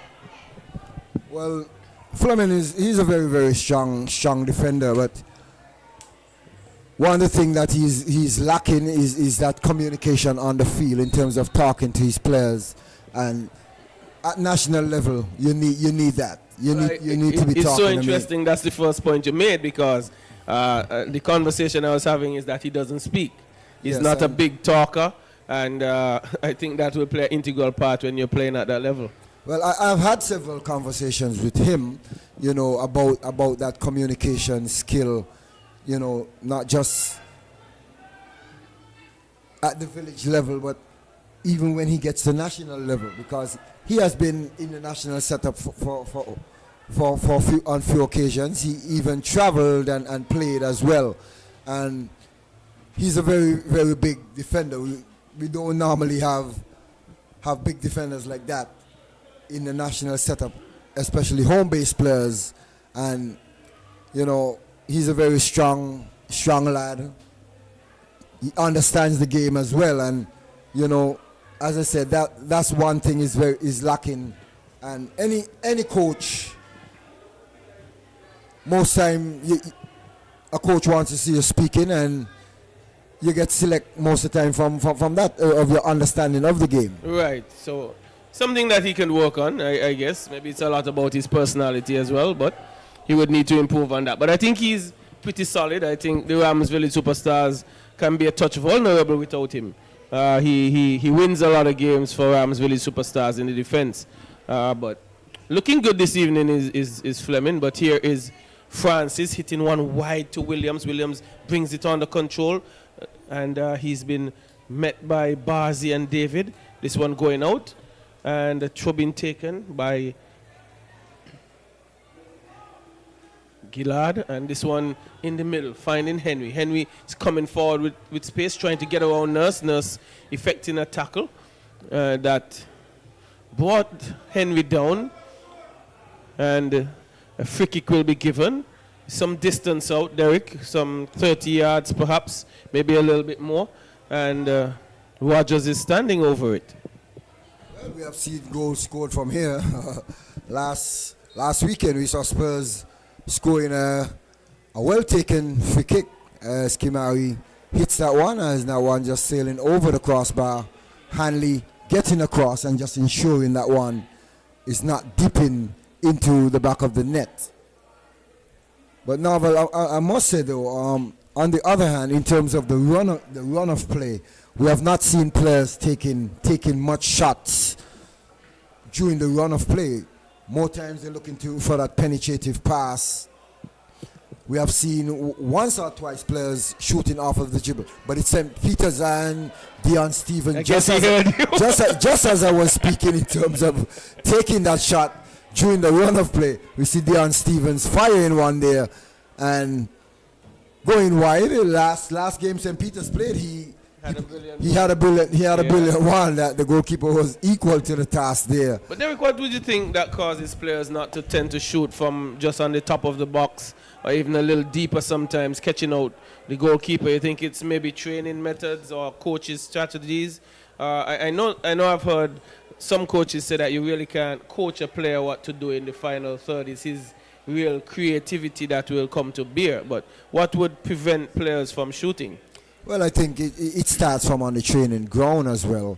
You know, the coaches have to encourage their players to take shots during training. And once you're constantly taking shots in training and you build that confidence, when you get into game situation, it will just be automatic.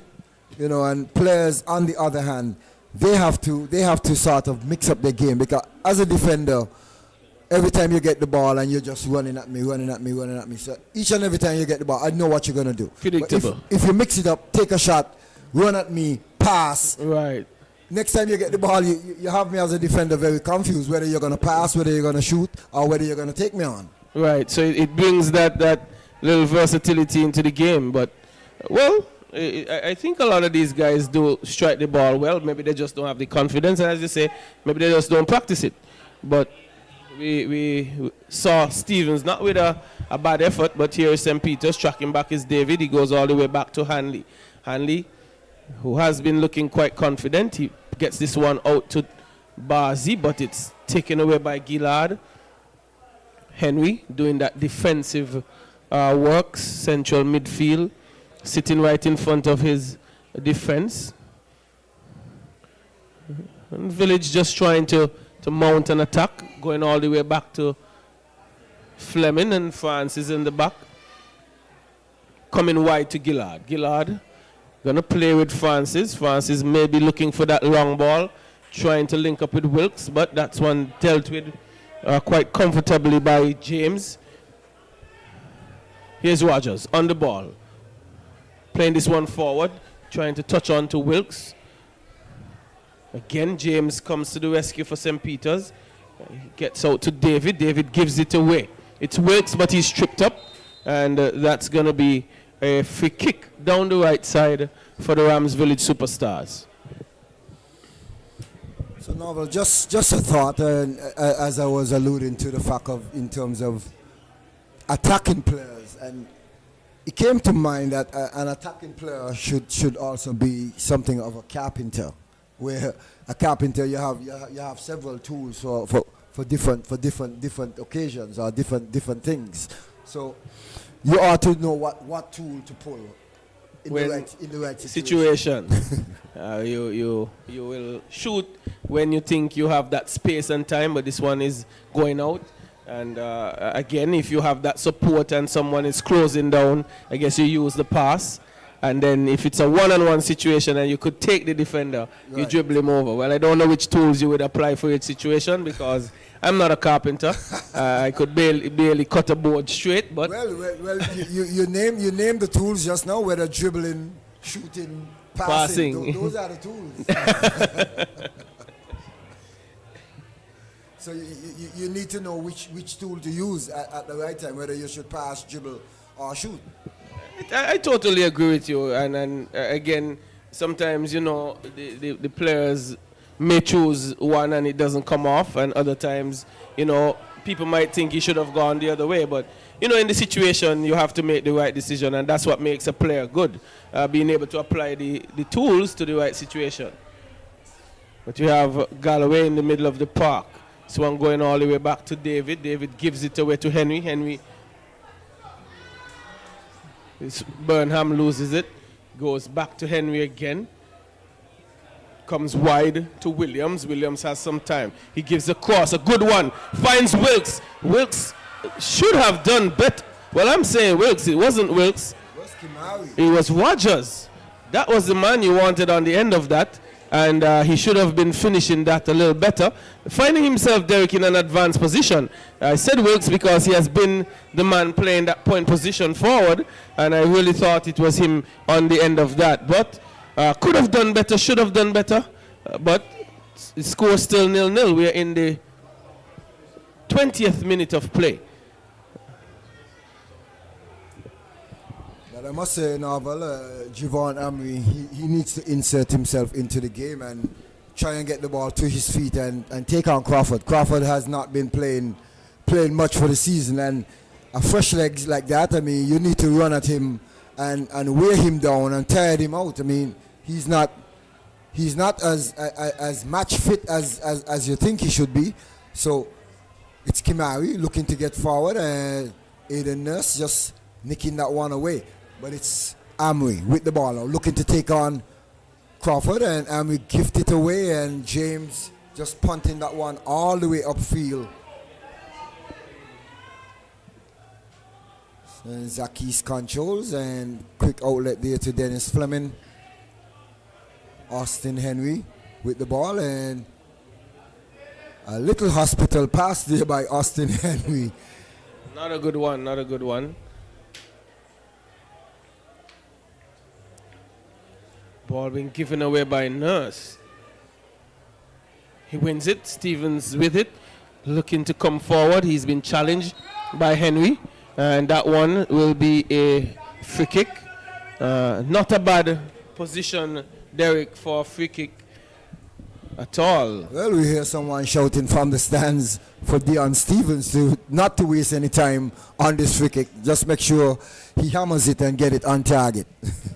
That's the important thing. You want to get the ball on target, or if you could pick a player out who will be open and can get a shot off. But from this distance, he will have to strike this really well to get it past Zakis, a fairly tall goalkeeper in terms of if you would compare him to his compatriot in the other end, who is very, very diminutive.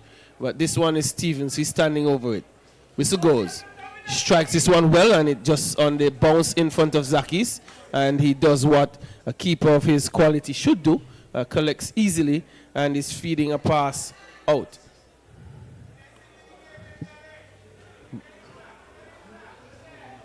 Village with it, little one to pass is going on, but this one, Wilkes is on the end of it.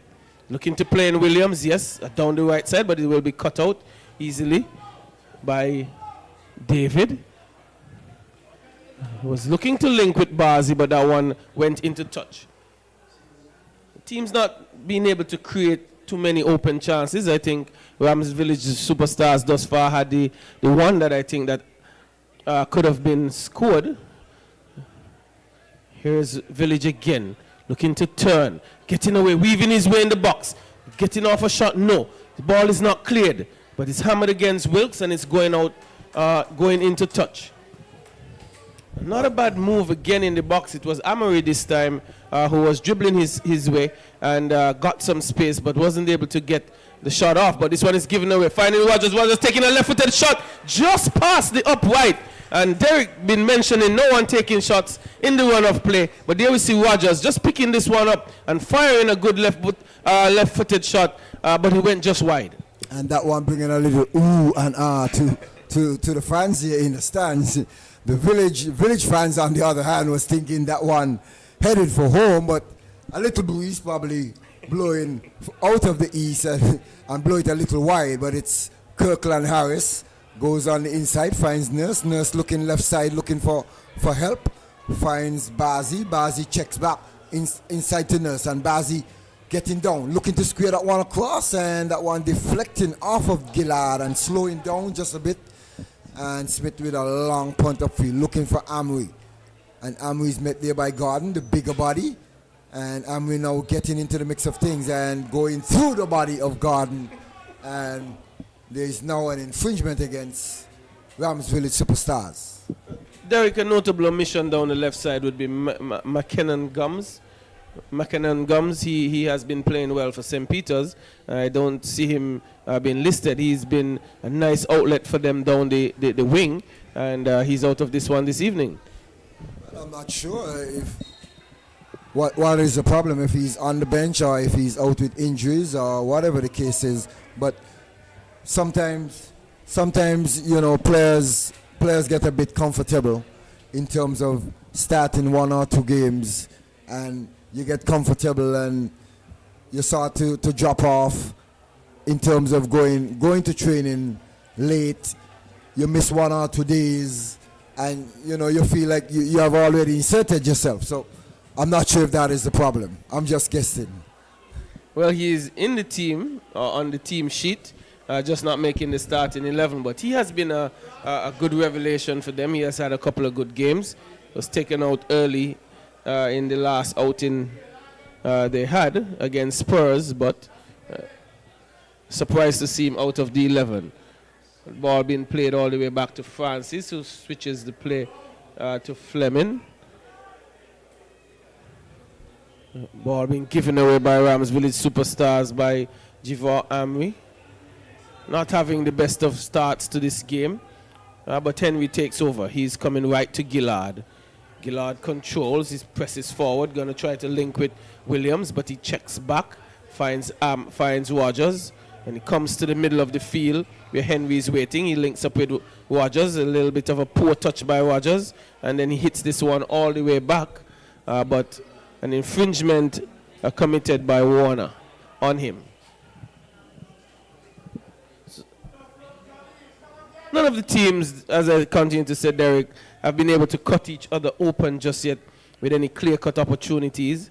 No one dominating the middle of the park just yet.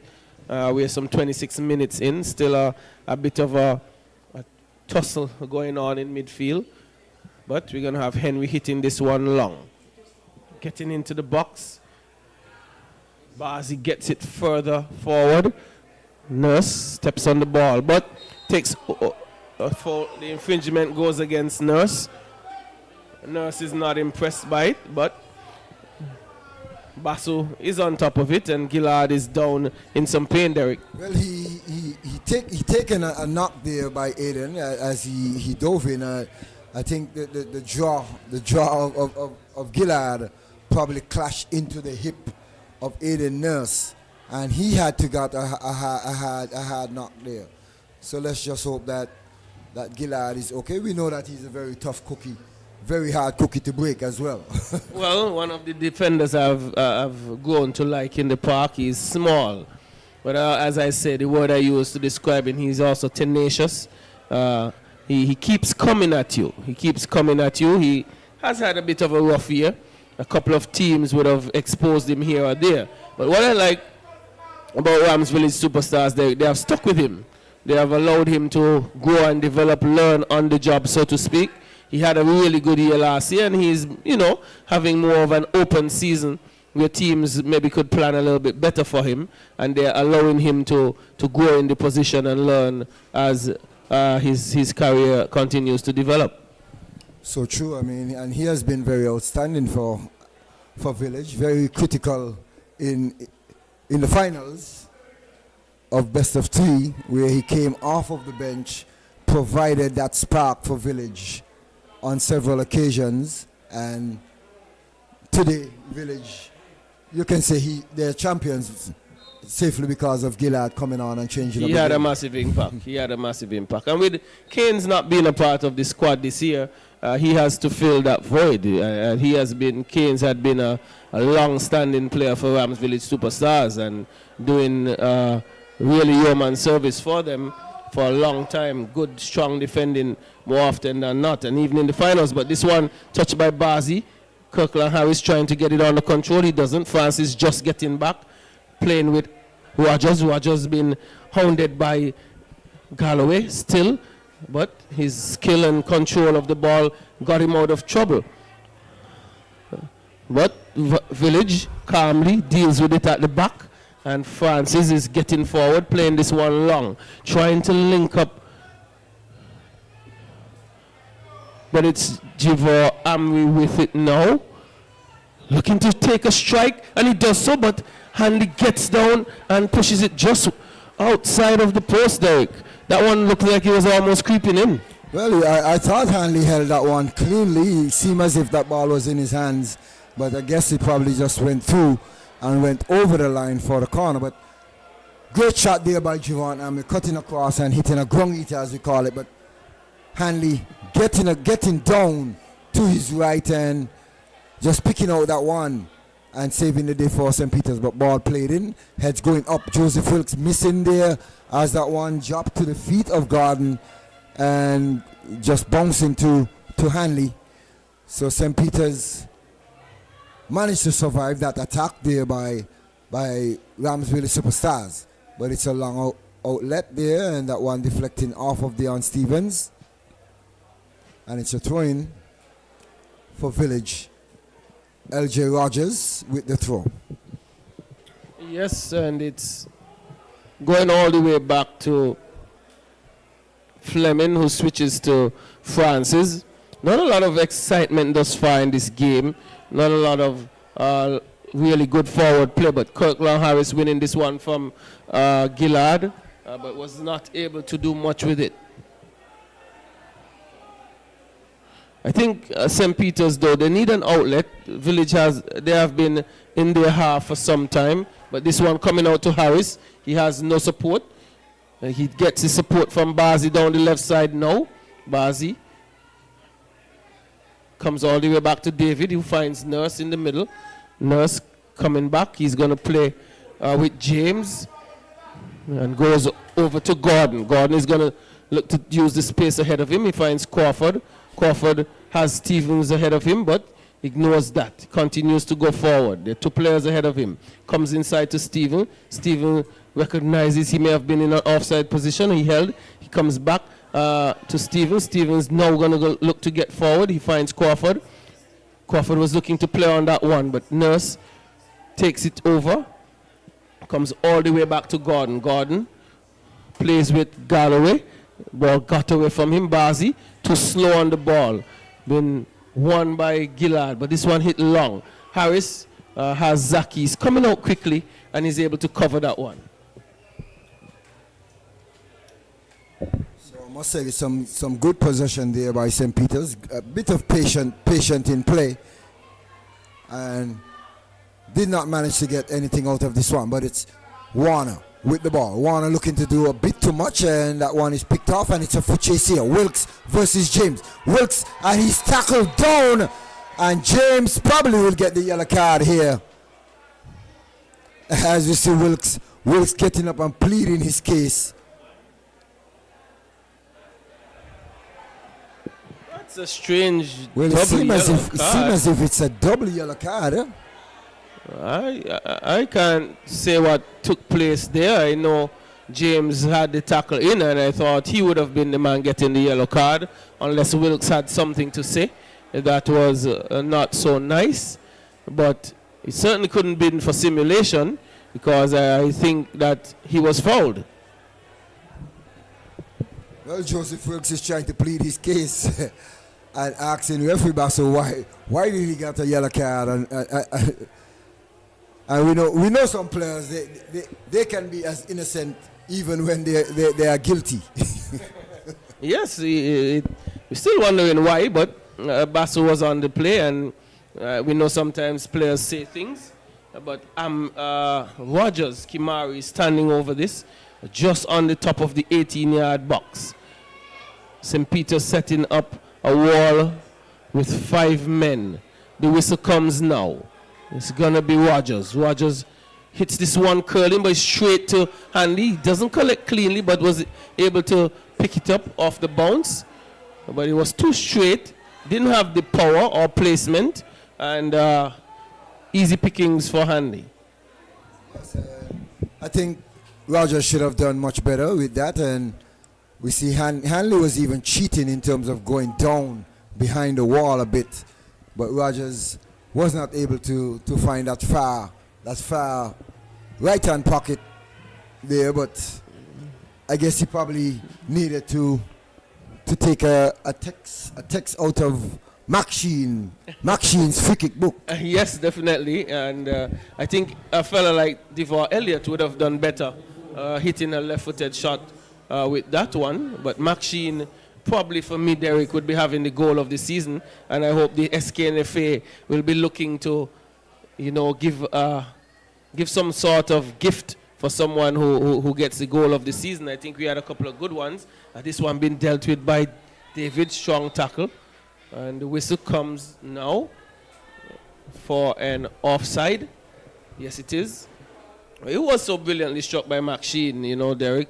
I think the goalkeeper had no chance. He struck it well. It had curl on it, and it snuck into the far post. And it was an important goal as well to bring back Spurs on level terms. Yes, and you recognize of the game. Yeah, and Spurs, they have gone unbeaten thus far for the 3 games in this second round. They drew earlier tonight with a red-hot Old Road, and they continue to pick points up, but they need to get themselves out of that relegation area. But it's St. Peter's. David with it, comes to Galloway. Galloway looking for options. He hits it too long, and Nurse is not up for that chase. Probably has so many miles in those legs that he wasn't going to chase that one. Probably bordering on 40 years now. He's Aiden Nurse. He's been in this league for a very long time.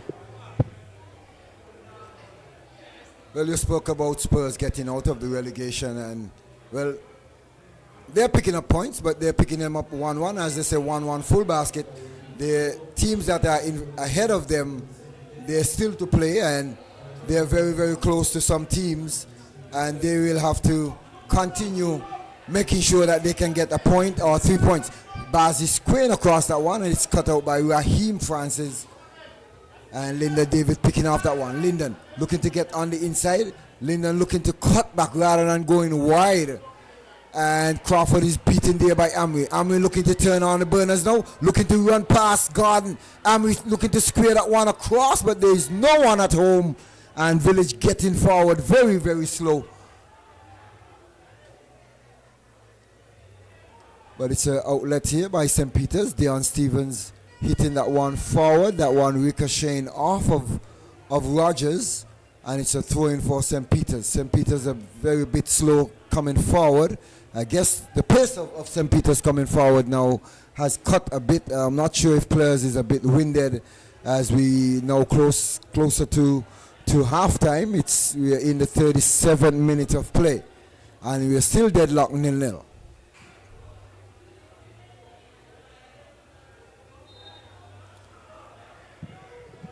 Yeah, Derek, you say winded in the 37th minute.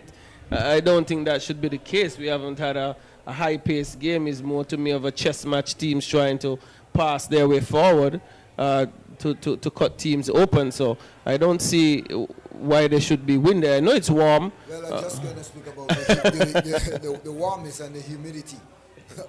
That definitely will play a part in this one, and I hope players have been hydrating. But there's a shot being taken here by Rogers. Jivor Amri. It was a powerful shot, right-footed shot, but it sailed over the crossbar. The Village attackers, Derek, have been switching up well. He found himself right in the middle. He's playing out on the left side and was able to get a shot off, got the space. And they have been hearing Derek talking about taking shots in the run of play. Well, last time me and Phil was here, Phil alluded to the fact that I'm like them old people having goat mouths. Well, clearly they have been shooting a little bit more, but I think St. Peter's, they're going to have to do a better job at closing down these attackers. They have been getting that space where they could get shots off to players going down off the ball, but no whistle comes yet. Another tackle, but it's Gillard. Village getting forward. Will Rogers finding Kaja Burnham. A shot being taken. That was just wide again. And to me, Derek, St. Peter's are not closing down these attackers well. And if they continue to do that, Rams Village Superstars are going to find a goal. Well, earlier we had St. Peter's with the pressure. Now the coin has flipped, where we see Village now in the mix of things and getting their chances, and they have to try and put away one of these. They're getting some nice chances in and around the goal area. We've seen Javon Amri with couple shots. We see Kimari Rogers making some nice runs, picking up some balls, and they will have to make use of some of these balls in and around the goal area. And a team like St. Peter's, if you have them to crush, you have to crush them. You can't give them time and space to play and hang around in the game, because they can just burst into some sort of energy and just spring forth and create goal scoring opportunities. Yes, so let's hope that Rams Village Superstars don't come to rue those opportunities they have been creating. Not clear cut, but they're in the box and probably could do a bit better. And they could do a little bit better, I think. And they have not been able to score just yet. We're in the 40th minute of play. It's still 0-0. And it's St. Peter's who's going to hit the ball long. No one for St. Peter's around the ball. It's Gillard with it, finding Williams. Checks all the way back to Gillard, who finds Francis, his central defender, going way over to Fleming. And it's going to be Austin Henry trying to find Williams, but Hanley covers beautifully and takes over for St. Peter's. 41st minute of play. Can someone break the deadlock before half time? It's Henry again. Taken over by Warner. Warner finding Stevens. He has Rogers in attendance. Rogers doing some good defending, and he's also assisted by Fleming. Gets it out to Jivar Amri, who's looking to play on with Keja Burham. He takes over. But he's dispossessed momentarily by Galloway, but the tussle still continues. Wilkes is looking to come away with it. Finds Burnham. Burnham looking to play Williams wide. Williams down the right side. He finds Rogers, who is looking to sell a foul, but didn't get the call. Well, it was a 50-50 challenge here between James and Rogers as well, but Rogers sticking out the foot, looking to get the shot in, and sort of half and half shoot and pulling out at the same time. But that one was a bit of a wasted shot. But it's St. Peter's. Nurse looking to play through that one for Bazi, and that one would have been a lovely thread the needle pass there had that one gone through, and I would have loved to see Bazi sprinting and trying to catch up to that one. We know Bazi on the other hand, he's a long distance runner, and he will run for more than 90 minutes here tonight. Well, I think, isn't he by nature a defender? He's playing in an advanced position. And as I said, they're playing a little makeshift defense, and we see some players are out, some players are in, and Coach Dika Huggins is now trying a different lineup and trying to see if he can get things looking much better. But it's Bazi cutting on the inside. Bazi looking to play through that one for Kirkland Harris, and Zach Keys is off his line quickly and collecting that one, and it's a quick outlet there to Gillard, but Village now looking to get away. Galloway getting into the mix of things, finds Warner to Bazi to Nurse back to Warner gift it away, and it's Village now in pursuit of the ball as Fleming finds Burnham with the ball now, goes back to Henry goes square, finding Rogers have lots of time, goes down the wing, and it's inside to Burnham again. Burnham playing through that one for Javon Amri, and Javon Amri looking to catch up to that one, and Crawford has his work cut out for him. Amri goes back to Burnham. Burnham controls, looking to swing that one over. It's a poor cross as that one was deflected off of Nurse, and Fleming picks it up, and Village now in pursuit of that ball again. Yes, it's going to be Gillard to take over on the right side. Bazi's ahead of him. He gets it as far forward as Ammi. Ammi trying to play in his forward player in Burnham, but this one is gifted to Wilkes. Wilkes unable to get the shot off. Scrambling was James. He gets it as far as Nurse who gets it to Stephen. So ball being played forward for Kirkland Harris. It's going to be a foot race. Zakis is off his line, and it's a poor attempt by Harris. Zakis was so far off his line, he could have taken a bit of time and tried to chip it over, but he only found the glove of Zakis. A very poor attempt by Kirkland Harris. He should have been able to break the deadlock there, but the player is down for St. Peter's, Derek. Well, your thoughts on that? That was a lovely, lovely reverse pass there by Dion Stevens. And Kirkland Harris getting on the end of that one. Zakis exposing his goal. And Kirkland Harris, eyes open and wide, and decided to rush the shot rather than being composed and complex and trying to just heist it over the head of Zakis and try to get it on target to put St. Peter's up from 1-0. Well, Derek, there's something consistent about Zakis when he plays St. Peter's. He seems to get that rush of blood and do crazy things because he had a defender tracking him. So there was no need for him to come out that quickly to smother anything. He was just exposing his goal. And as you said, Harris really should have done better. So that's a chance that St. Peter's would wish that they can get back. And that one right on the brink of halftime, Novel, as we see the fourth official signaling 3 minutes to be added. But it's Wilkes. He's being pressured there by Gordon as Wilkes is tripped up by Gordon. And it's a free kick for Ramsville Superstars. And this is a crucial area for a free kick here right now, Novel, as we see the tall players are going up, the good header, good guys who can jump and head. There for Village going up, we see both central defenders going up in Fleming and Francis, and this one could be very, very crucial indeed for St. Peter's. How, if they not decided to defend this one properly. It's a free kick. Javon Amri sets and he waits for the whistle as the players line up across the penalty spot. Ball chipped in over to the far post, heads going up, and St. Peter's managed to clear the line as we see James rising up above everyone again, Novel, and James is a basketball player as well. So well, you saw the ups there. He really got up above everybody. But St. Peter's having an opportunity to break here. This one being played wide to Rogers. Well, Rogers takes over, was looking to find Stevens, but was unable to do so. It's Zaki Smith who is going to take over. And the team's just looking to get to halftime, it appears here. Crawford missing that head. Amri takes over down the left side for Rams Village Superstars. He's trying to get around Crawford. A cross is coming in. But Gordon gets the job done, but he's not out of danger yet. It's Wilkes that takes over, trying to chip that one in. And this one is going to be hit long by Bazi.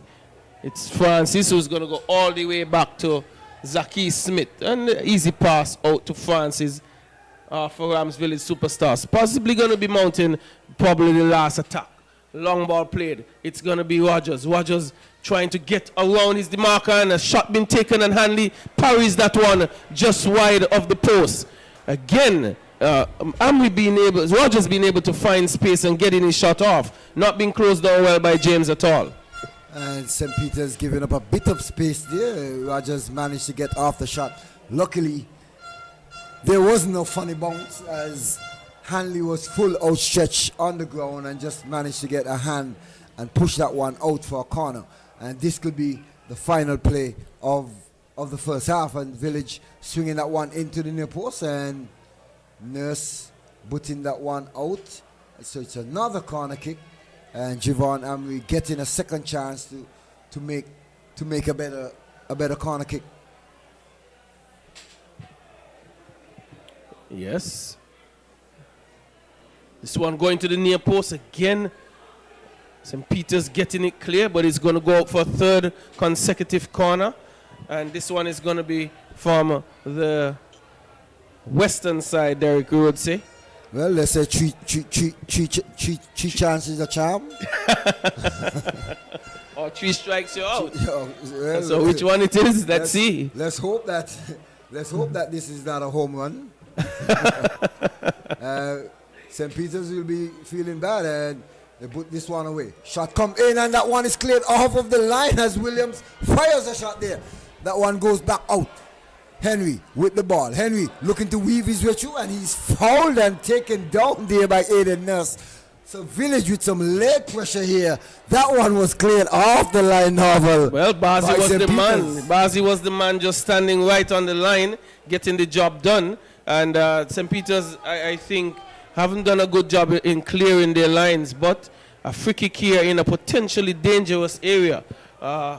Just on the side of the 18-yard box, probably some 12, 13 yards away, but it's going to be Austin hitting this one to the far post, but St. Peter's getting heads up, and that brings the end, the half to an end, where we're still 0-0 here. Rams Village Superstars, the defending champions, 0. Development Bank St. Peter's 0. We haven't had a goal yet. We had a couple of opportunities. No one been able to break the deadlock. And we're going to go into halftime with both teams thinking that better could have been done with the opportunities presented to them. And they're going to hope that they could get that go-ahead goal, Derek, in the second half. Yes, and we had a bit of excitement coming down to the closer of this first half, and let's just hope that as the players go into the dressing room, they can refresh themselves and come back out and give their fans something to cheer about. So sit back, relax, refresh yourself, and we'll be right back with more football action.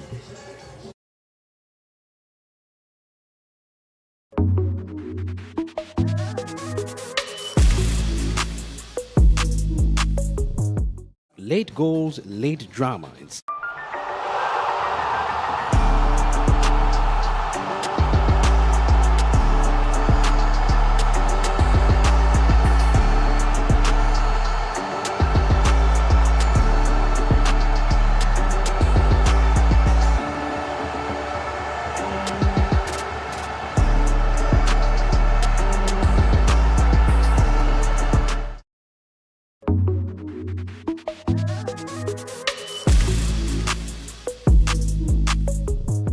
Late goals, late drama in several matches of the National Bank Group of Companies Premier League this past weekend, with teams rescuing a point from losing positions.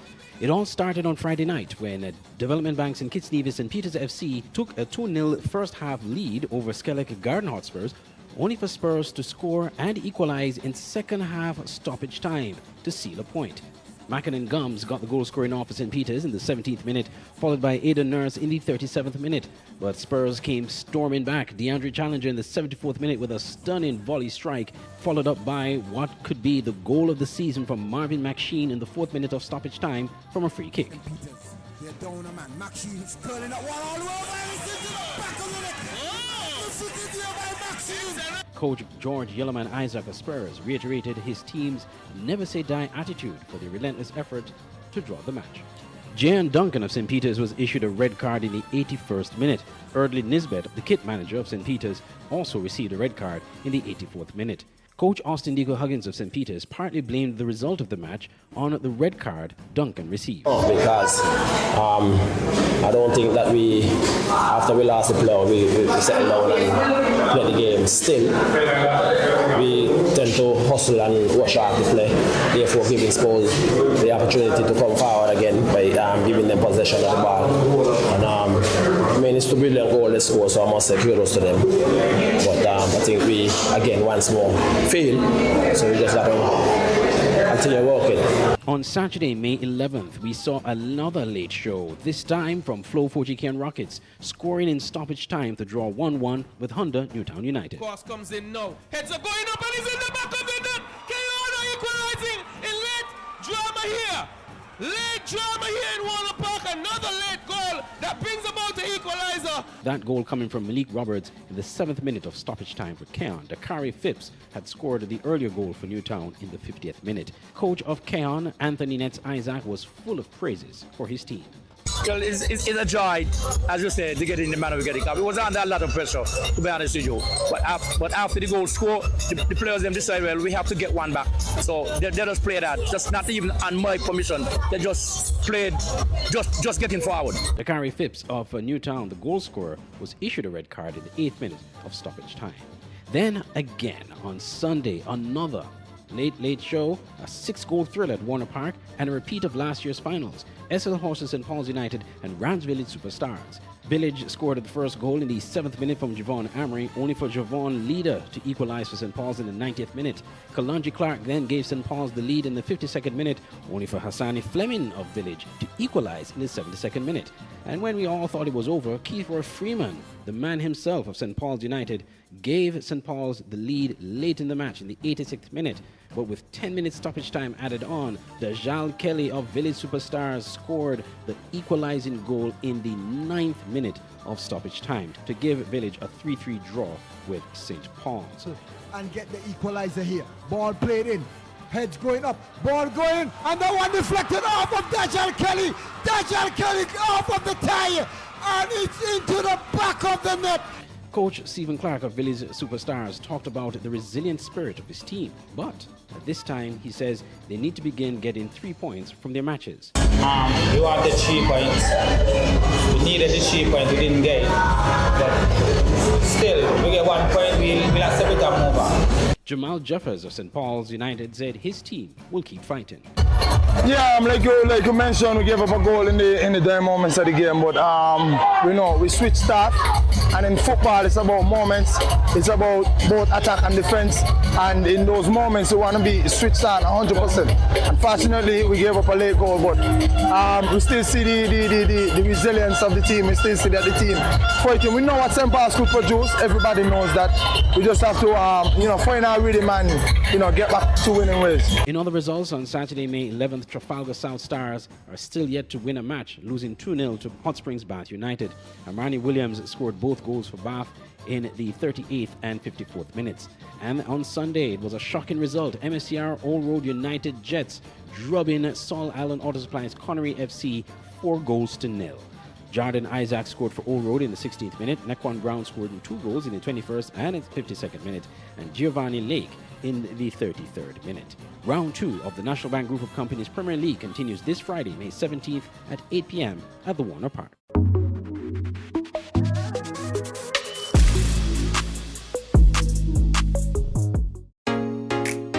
Introducing St. Kitts and Nevis's newest TV channel, Television Caribbean, TVC Channel 40 on the cable's Ultra TV. TVC promises to deliver the finest in television broadcasting in St. Kitts and Nevis and the Caribbean, with some of the best local programs in news, sports, and entertainment. Join us for Insights, where we delve into the lives of our guests. Let me see what happens if I put this thing. Big explosion, like, okay, note to self, don't do that again. Or get in-depth analysis on Newsline 360. We have sports, entertainment, and inspiration. It's all here on TVC Channel 40 on the cable's Ultra TV, on TelTV Cable Network in St. Martin, and on our website www.tvcplus.live. TVC Channel 40. See the difference. National Home Loans. Get your dream home. All could be yours. Walk through the door. Come take what you need. Get you the keys. All could be yours. What you deserve. National Home Loans. Get your dream home. Get your dream home. Right it. Get your dream home. National Home Loans. Get your dream home. National Home Loans. Home ownership made easy. When you're with National, you're home.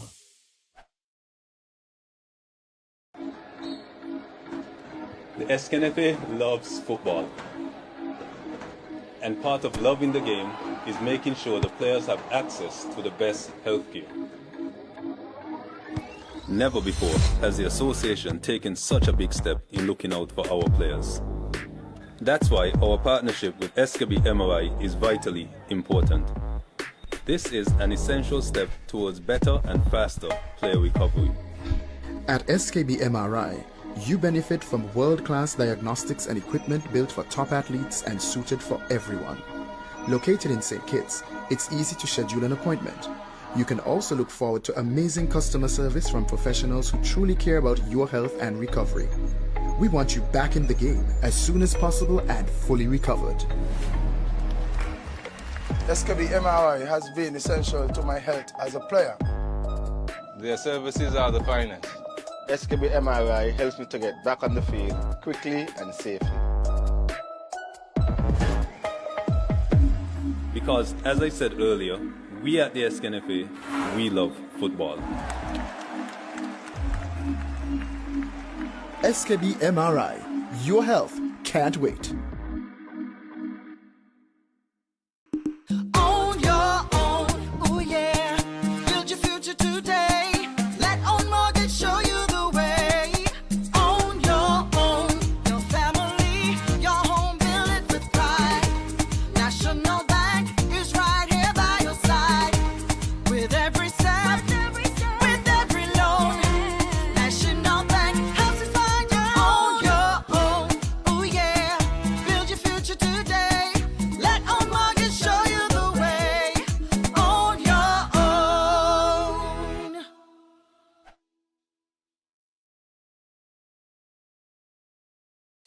You're never too young to start planning for your financial future. That's why I decided to visit National Caribbean Insurance to speak with one of their friendly sales agents. Here at NCI, we strive to ensure customer satisfaction by choosing the right policy for you.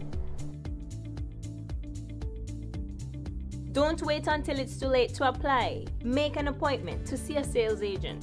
Visit us today. We serve, we protect, we satisfy. That's NCI.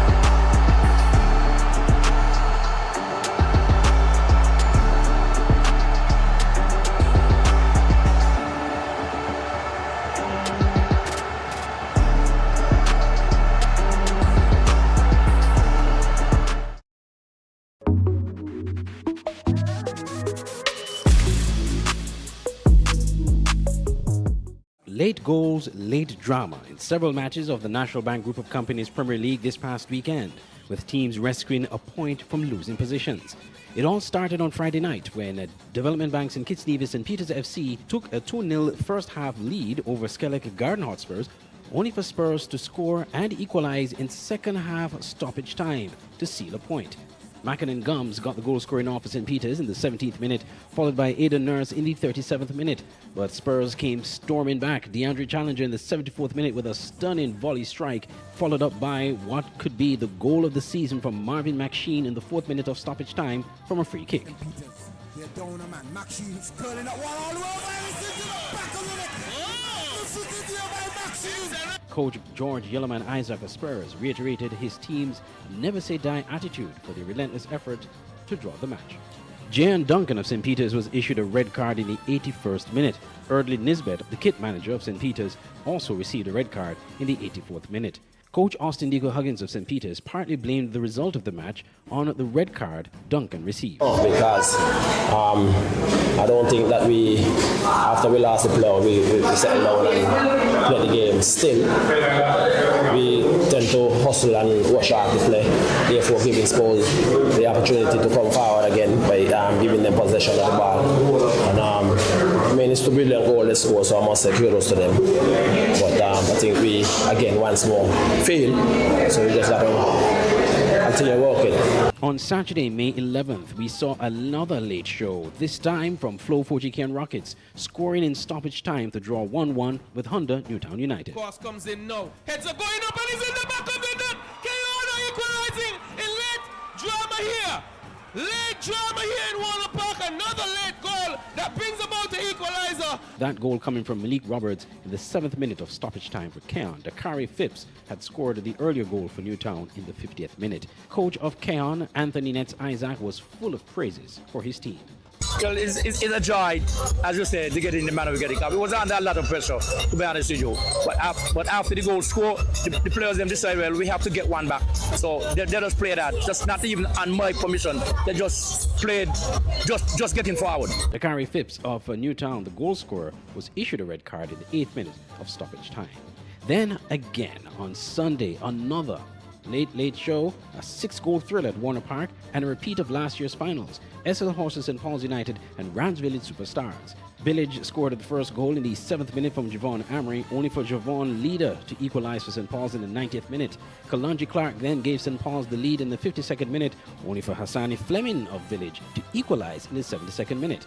And when we all thought it was over, Kiefer Freeman, the man himself of St. Paul's United, gave St. Paul's the lead late in the match in the 86th minute.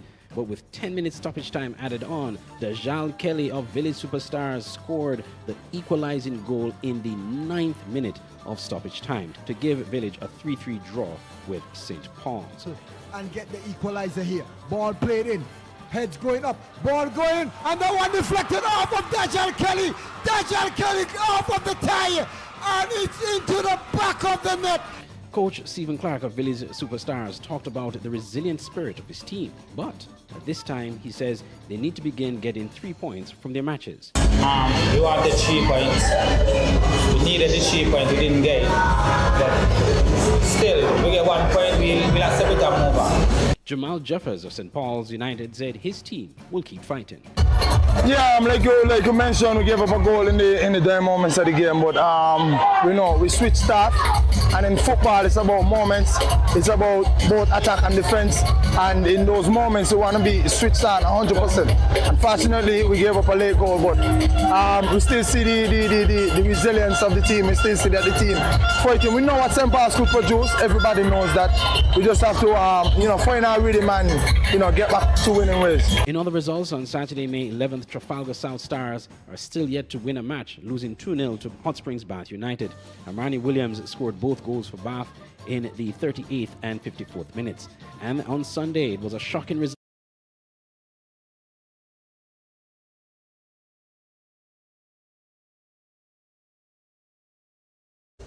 We welcome you back to Warner Park as we're about to get the second half underway. Teams are out on the field. We remind you that this game, thus far, Rams Village Superstars 0,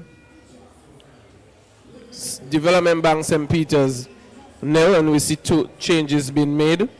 The number 24 in James comes out, and coming in is the number 4 for St. Peters, and that's Harvey.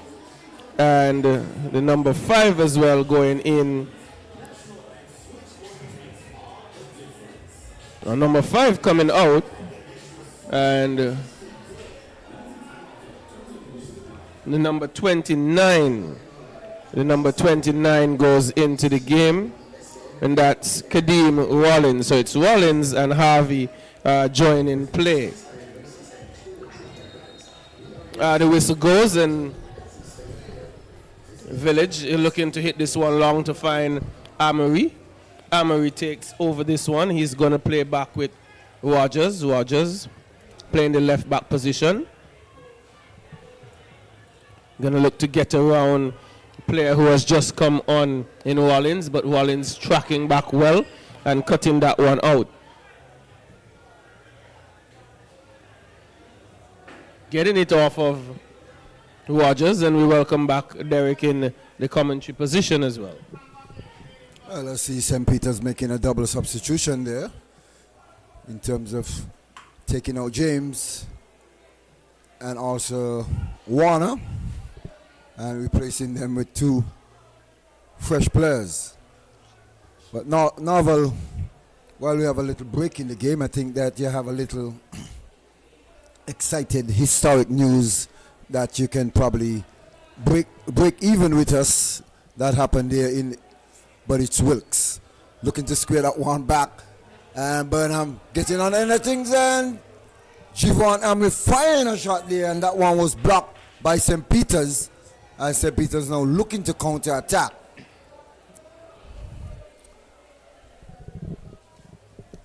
Well, if you're talking about the cricketing news, I'm still uncertain about whether that's confirmed. I haven't seen anything in any official statement by the West Indies Cricket Board, so I'm not going to be forwarding that too much. I've been searching all of the media houses to see if there was a team selected for England. I have not seen that yet. I guess persons are working from the fact that I think he's training with a squad. I think it's in Barbados at this time, but nothing has been hitting any official news house. I do not know. I've seen it on Times Caribbean or something like that, but I search the West Indies cricket site every day, and I haven't seen a squad selected. So I'm confident that he will be in the team, but nothing official as yet.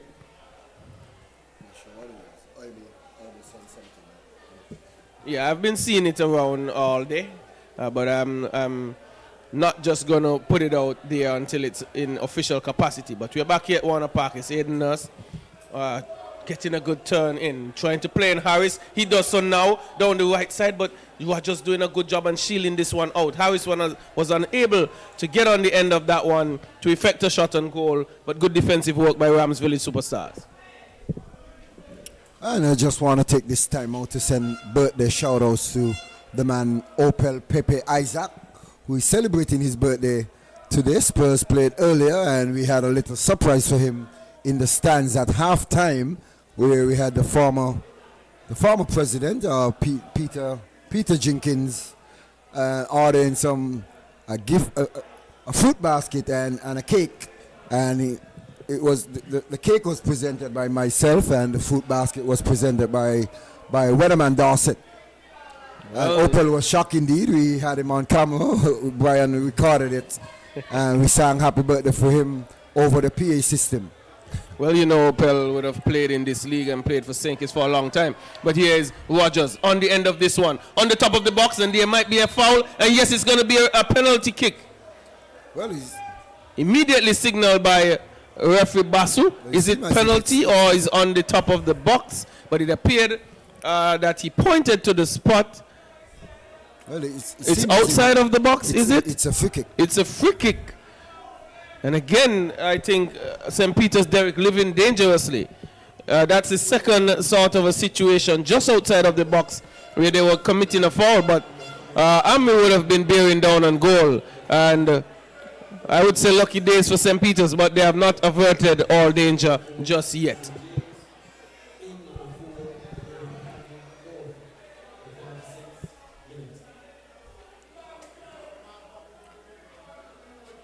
Foul committed just on the top of the 18-yard box. I thought it was in, but the official gave the indication that it's a direct free kick. And standing over it, there are two players at the moment. It's Rogers and Amory. One potentially lining up a left-footed shot, the other a right. Nurse assisting in setting this wall. Handy. The whistle goes. It's going to be Amory. This one comes off the wall, not dealt with yet, but it squirts just wide off of KJ Burnham. That one not dealt with really well by St. Peter's, but they live again, Derek, to fight another day. They have not been all tight at the back, but they are still surviving in this one. Yeah, as we in the 51st minute of play, and Village with some early pressure here in the second half, looking to get that goal, that go-ahead goal to break the deadlock.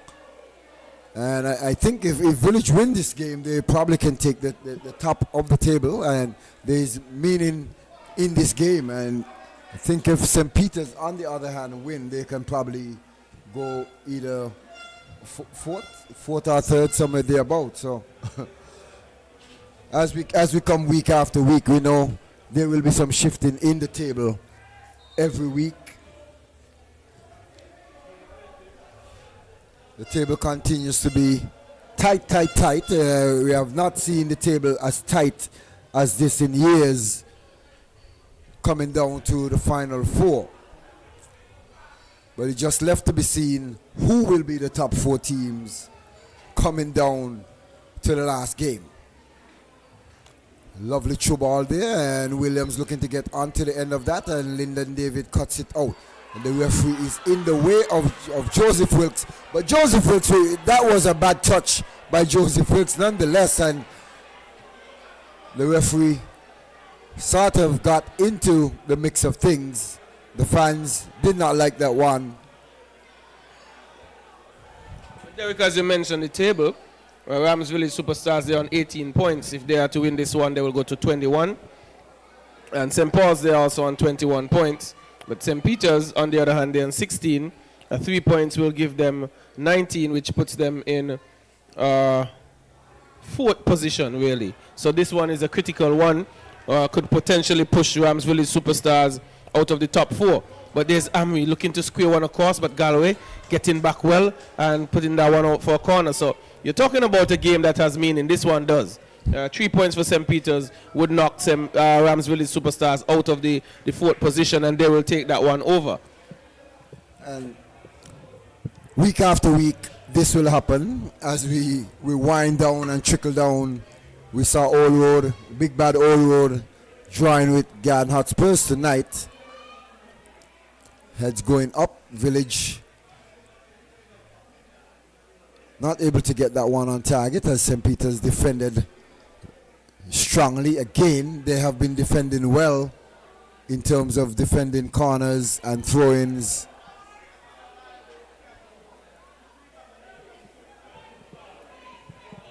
Well, it's going to be Rogers. Tries to fire that one in for Fleming. This one is cleared by Harris. Cut out by Bazi. Bazi is going to look to play in Harris. Harris down the left side. Speeding away from Gillard, but he checks back. He comes back to Nurse. Nurse gets wide to Rollins. Rollins plays inside to Stevens. Stevens looking to get the shot off. He doesn't know he's off the crossbar. And that one, a brilliant shot taken by Stevens. Just needed to be 2 inches lower. It might have crept in, but that one hit the crossbar and went over for a goal kick. Well, we did say earlier that Stevens got off some lovely shots in their last games, and he was looking very, very threatening, and he has been getting lots of shots on target, Novel, and good to see players taking shots during the run of play here. Well, you asked for it very early. You asked for it. You haven't been seeing it, but this evening we've seen a couple of them being taken. Well, there's a bit of clash up there between Stevens and Wilkes. Village comes away with it. Henry looking for his captain. Captain played through that one for Burnham, as that one is broken up there by St. Peter's. Harvey, that is. That's Harvey coming in off the bench, as we see Deion Stephen goes down now after that clash up there with Joseph Wilkes. Yes, he came out on the wrong end of that one, and he felt it, tried to get going, but had to go down in some pain. And Derek, we start to the second half by both teams. Both teams getting forward and getting shots off. Still haven't had the opening goal just yet, but good intention by both teams.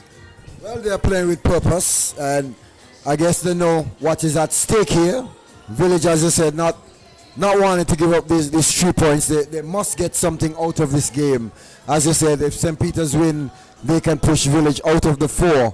And at this moment in time, you don't want to be out of the 4.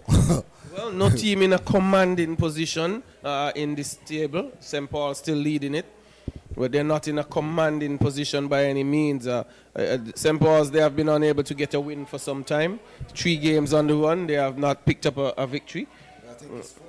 Or possibly 4. Wow. Unlike them, but it's the nature of the season so far. Stevens, he checks back. It was Rollins running away down the right side. He would have been good to play him in, but an infringement on Stevens nonetheless, but he does so now. Quick kick taken. Wallin squares the ball across. Francis deals with it easily. Comes back to Stevens. Finds Nurse. Nurse looking to play in Harris. Harris comes back to Nurse. Floated over.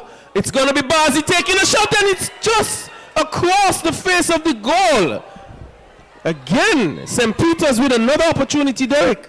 Yes, and we see Bazi putting the hand over the mouth and thinking that one was going in. But we see Ramsville Superstars looking to make a double substitution here. Now taking out Williams and bringing in Dajal Kelly. And also taking out Rogers. And bringing in... Well, this is a Spurs player. That's the young Morris. He has transferred from Spurs. And he's now playing with Ramsville Superstars. I asked his mom about him tonight, and she rightly said to me, he's playing with Village.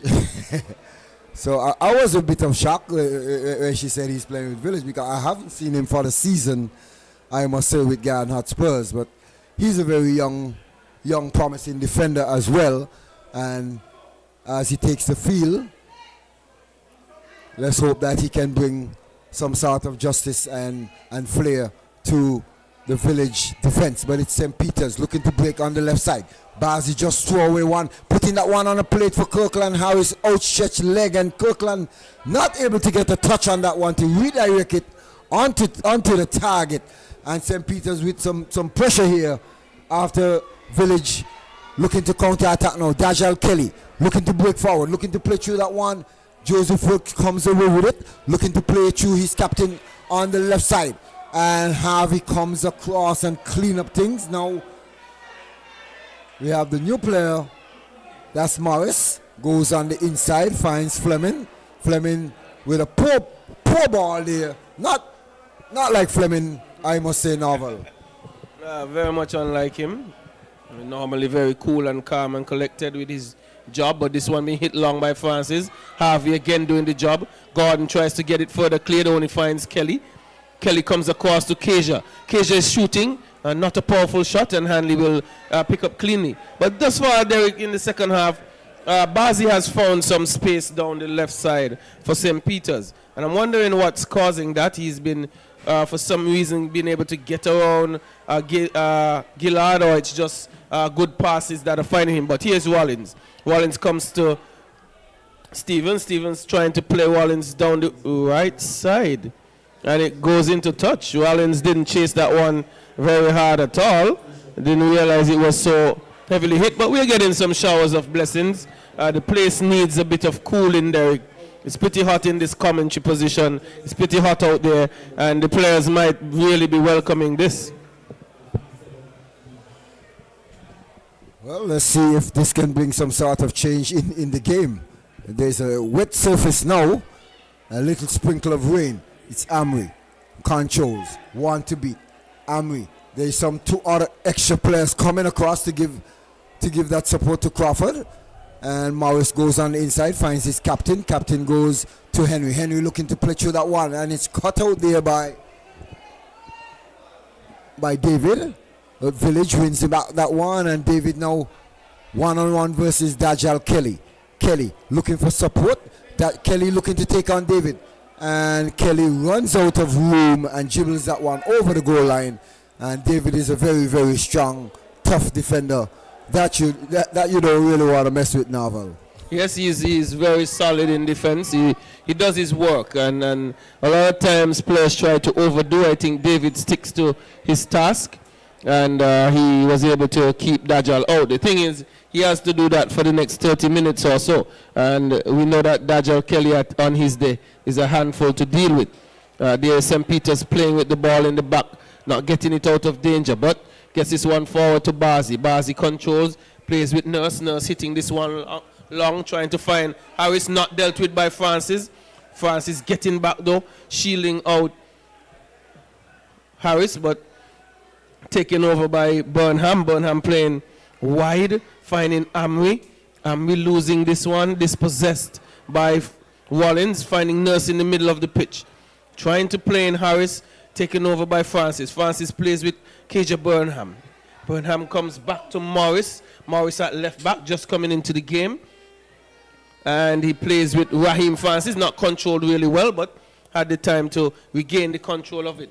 It's Gillard finding Rogers. Rogers getting around Galloway. Galloway tracking back to Wilkes.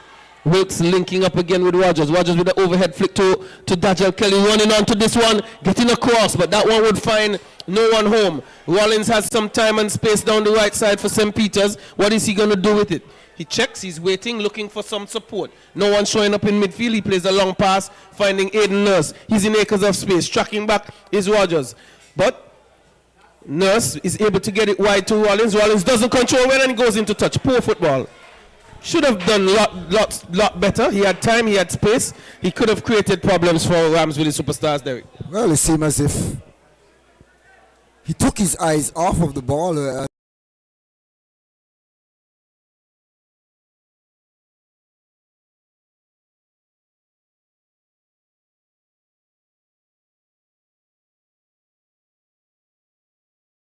Crawford now is in a little tussle here, and referee Basso wasting no time as he's heading for the back pocket, and we're getting the red card. And Crawford getting the red card. So it must have been something Crawford said that caused Javon Army to throw the ball at him. Well, I must say though, Novel, Crawford got the ball to face. He walked up to Javon Amri, and Javon Amri stuck out the hand, put it in the throat of Crawford. Crawford did not throw a hand, I must say.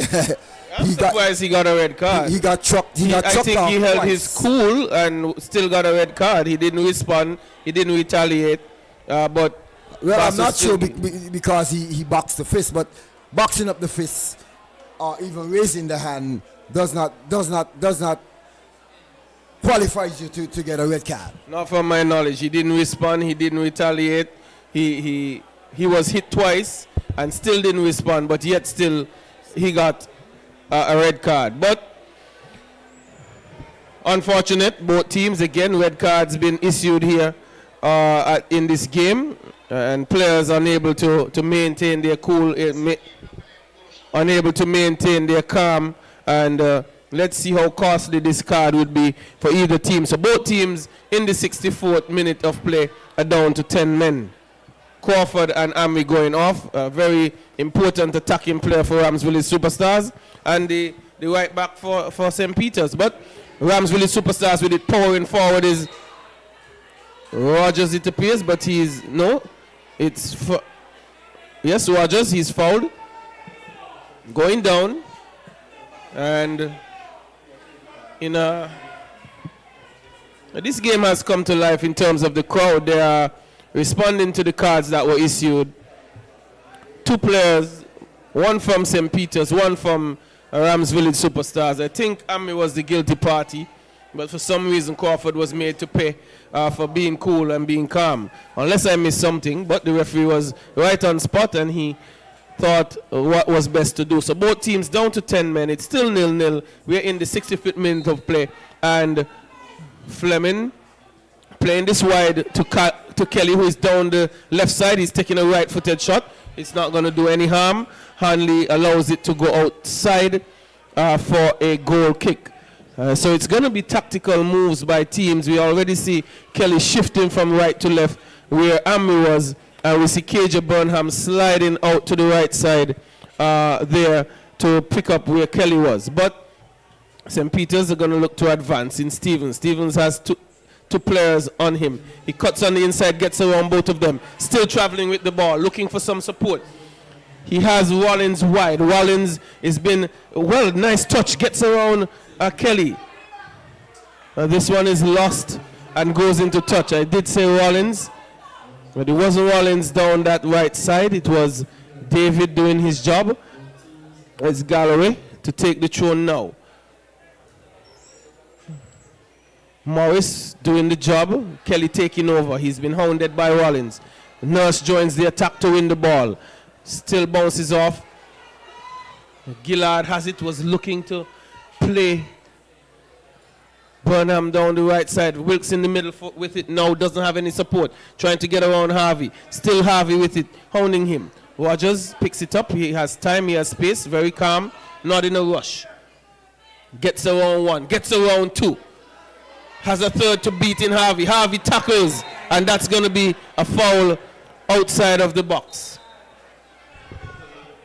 Most likely Harvey will be issued a yellow card as well.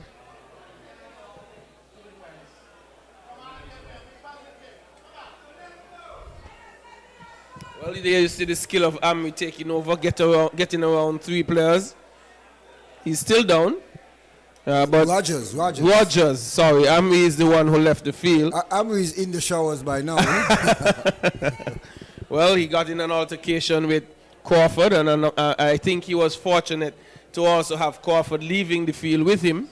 I didn't see what Crawford would have done to merit a red card. But on this situation, Derek, you're going to have Dajal Kelly standing over the free kick. Well, Dajal have hit several good free kicks from this distance. So let's see if he can get this one over the wall or around the wall and cause a bit of stir. Well, here he is now. Getting it over the wall, but Hanley takes it on the bounce. And no damage done. Not a lot of power again. They're just trying maybe to get it on target. They didn't hit it with a lot of confidence for whatever reason. Again, I must say, Hanley keeping with lots of confidence, and seem as if game after game his confidence is growing stronger and stronger. Yes, Hanley, I think he began the season a bit nervous, but has grown into his job and doing a tidy job about it. I still think he's an extremely small custodian, but he gets the job done. And as you say, his confidence is growing and he's doing well. But here's Galloway coming forward. Kirkland Harris comes and picks it up. Tackle coming in. Kirkland Harris takes over, trying to get around Fleming, doesn't do so. Fleming trying to get out. He does so. He's still traveling with the ball forward. This is a big center defender powering forward. He finds Rogers trying to play in Kelly, but off the line is Hanley, and Hanley would find Rollins. Rollins taking too much time. Dispossessed by Fleming. Fleming still hustling. He's going to win the head as well. But David comes back and clears the day for St. Peter's. Well, we have seen Fleming coming forward on several occasions for Village in several games, and he have caused a bit of stir in terms of whether providing goal-scoring opportunity for Village or putting it into the back of the net as well on several occasions there. So he has that attacking ability in him. Well, not to mention that goal that buried Newtown a few games ago. Of course. But here is a corner coming across. Hanley being pushed off the ball, but that's his area. You can't touch the goalkeeper like that, and he was able to pick the foul up. But just mentioning that goal that Fleming scored against Newtown, it was a rocket of a shot, a powerful shot. Yes, and it was indeed. No one was able to keep up with it. And if you're talking about goals of the season, I think McSheen's and his are two contenders. Well, we're seeing the insertion of Quantill, and it's nice to see that he's back in the mix of things after being out for several games with some sort of injury there, a funny injury he has there, Novel, where I think it's around the knee area, bones rubbing and something of that sort. So he had to do some strength and conditioning in the gym and try to strengthen around the knee area.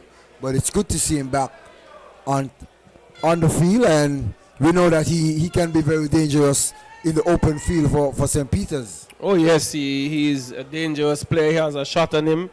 He has some creative ability as well, and his experience will be important in this one. And we see St. Peter's pushing Nurse higher up the pitch in a more point position, number 9 position. But for now, we're focusing on the corner that Village has. This one touched by Harvey, but a foul in the box, and St. Peter's are going to be with a free kick. So Tyrrell will be critical for the next 20 minutes of play, Derek, And I think Coach Deco Huggins will be happy to have him back in business. Well, St. Peter's begin the attack from the back. Ball given away by Harvey. Dajal Kelly takes over. He's been hounded by David. A cross is coming in, but Gordon gets a touch on it. And coming away with it now is Tyrrell. Ball played back and it's going to be hit long. Stevens, no, it's going to be picked up by Nurse. Nurse has some time, looking for options. He's been hustled by Fleming. Fleming doing a good job. He turns back into more traffic, his Nurse, but he's able to get away. Ball not dealt with well by Harvey. Harvey finding Tyrrell. Tyrrell with a poor pass. Dispossessed by Henry, trying to find Wilkes, and Gordon gets it clear. So we've seen some inherent passes here now by both teams, Derek, and maybe it's just tiredness starting to take over. Well, I must say, Aiden Nurse, he had the open field there on the left side, where you had Bazzi overlapping, and he chose not to hit that ball over to the left side. But we see Village making a double substitution here, taking out Henry, bringing in Queeley, and Joseph Wilkes is coming out, and the super sub, Tyre Hanley, is back after lots of game he has missed. We haven't seen Tyre Hanley for quite some time, and it's good to see players coming back and getting back into the mix of things. Some teams have been strengthening their lineup as well. As we know, the window is still open, but it's Burnham looking to square that one across, and it's a poor cross. Well, I think Village will be happy to have Hanley back.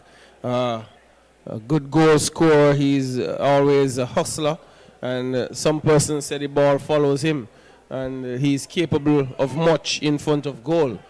Here is Hanley playing out of the back with Harvey, and Harvey has made a couple of errors last time out, giving the ball away, but this time finding Nurse upfield. Nurse turns on the inside, hitting one a bit too long, and Zaki Smith takes over and gives it away to Gillard. Gillard running forward. Going to be looking to play in KJ Burnham down the right side. He has Gordon in attendance. He checks on the inside, onto his left, but he's blocked by Gordon. Gordon, this one is being cleared up to Tyrrell. Tyrrell and Nurse plays a little 1-2. He goes wide for Stevens. Stevens dispossessed momentarily. This one played forward by Ramsville Superstars to KJ Burnham. Burnham out on that right side. He comes all the way back to Raheem Francis, who has time, and they just settle play down in the back. Rams Village Superstars looking to mount another attack. We are in the 75th minute of play. The deadlock has not been broken by any one of the teams. It's Morris for Village. This one being cut out by Rollins, only as far as Kelly. Morris and Kelly just touching it between each other. No one advancing. Finds Hanley. Hanley is turning on the right foot, trying to play in Rogers. But an infringement goes against St. Peter's here, Derek. So we see Tyre Hanley picking up a free kick for Rams Village Superstars, and this one is dead center of the goal, some 12 to 15 yards off of the 18-yard box. As we see Tyre Hanley and Kimari Rogers standing over this one. And I suspect Kimari Rogers will want to take this one. Can he get it on target? St. Peter's is setting up a five-man wall there. Kimari looking to fire a low ground eater shot there under the wall, and that one just trickles its way into the hands of Hanley, and Hanley looking to with a long punt upfield, looking for Aiden Nurse. Aiden Nurse is challenged there by Dennis Fleming. He takes it away quite easily, like taking candy away from a baby. And it's Raheem Francis now looking to make a solo run upfield and cut out there by St. Peter's. Raheem gets it back. He's met there by Galloway. And Galloway comes up limping a bit there after stretching his legs a bit forward and getting a touch. But it's Burnham looking to hit that one over Kelly, and Kelly not able to redirect that one properly. That one just coming off of the top of the head of Kelly. Seemed as if he was in two minds novel, whether he wants to put it or allow it to just come over the head. Possibly caught himself in that sort of a situation, but no damage done. We are in the 77th minute of play, guys. Both teams are down to 10 men. Red cards issued in the 64th minute to Amory. But it's Morris down the left side for Rams Village Superstars. Looking to hit one in, but Handy was able to collect. He's looking to find Stevens. Doesn't control. Gillard takes over. And Rams Village Superstars looking to mount another attack. It's Keja Burnham finding Queely in the middle. Comes back out to Gillard, and he's just going to play around at the back. It's St. Peter Village. Not in a hurry. Looking to mount a proper calculated attack. Not rushing it. Coming back to Fleming, who doesn't deal with it well, but finds Queely. Queely pushing forward. Hanley been pushed off the ball by Gordon, and that's going to be a foul. Gordon pleading his case, but to no avail. That would not change Basso's mind, Derek.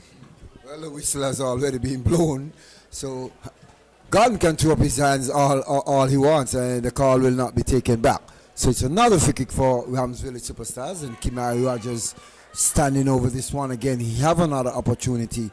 Will he go to goal, or will he try to trip it over for the oncoming players who are set up on the back post? Players going down into the box, and Rollins not taking any chance, just putting it into touch, just kicking where he face turns, and making sure that that one goes as far as possible from the goal. So it's a corner kick for Rams Village Superstars, and Village looking to mount some pressure here.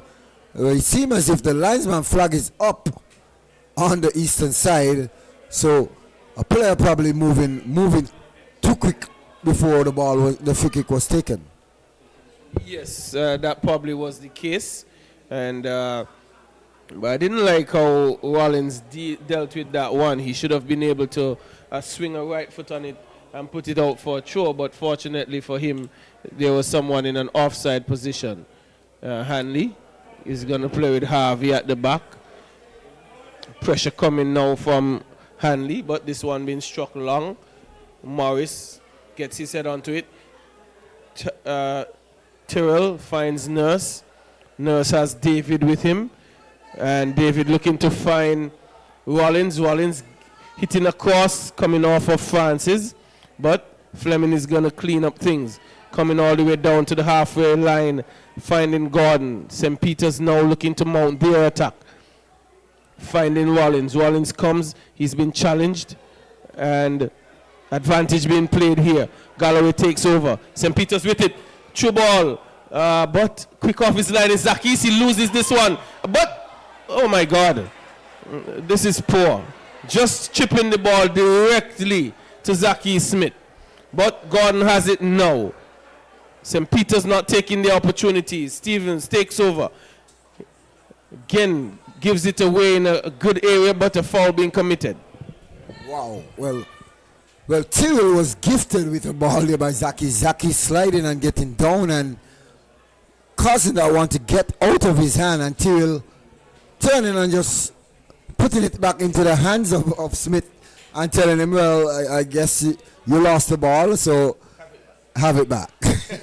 It's yours. Yes, St. Peter's not being very clinical, not being looking like they want to put Rams Village Superstars away.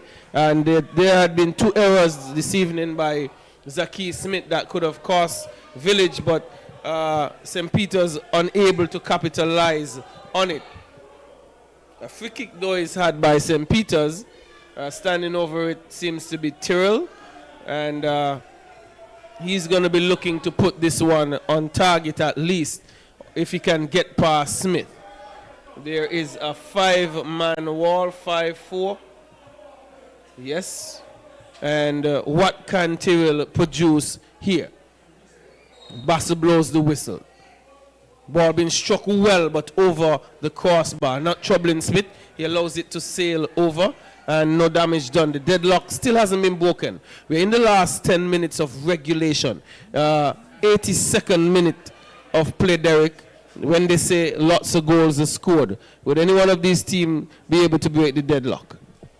Well, we still wait and see. We know that we have had some late surge and teams coming up very late and getting some late goals winner. But it's Aiden Nurse looking to play this one back over to the left side, finds Deon Stevens. Stevens looks up, looking to chip that one over. Fleming putting that one away. Theo looking to fire a rocket of a shot, and Zaki's diving to his left and just pushing that one away for a corner kick.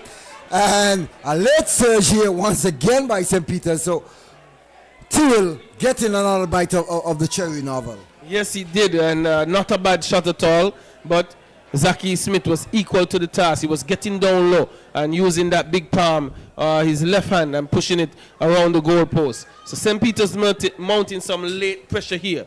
83rd minute of play. They have a corner kick. Reminding you, both teams are down to 10 men since the 64th minute of play. The deadlock has not been broken. Would this be the opportunity? Corner coming in now. Village has an opportunity to clear. Only as far as Bazi. Bazi is going to try a shot, but sailing high and wide over the crossbar, not troubling Smith. So Village now, Derek, they would want to mount a calculated attack here coming forward. Well, Bazi is now being pushed back in the left back position, but he's still thinking offensive minded. We see Bazi firing a shot from some 50 yards out, looking to try to get a late dipper here on Zakis.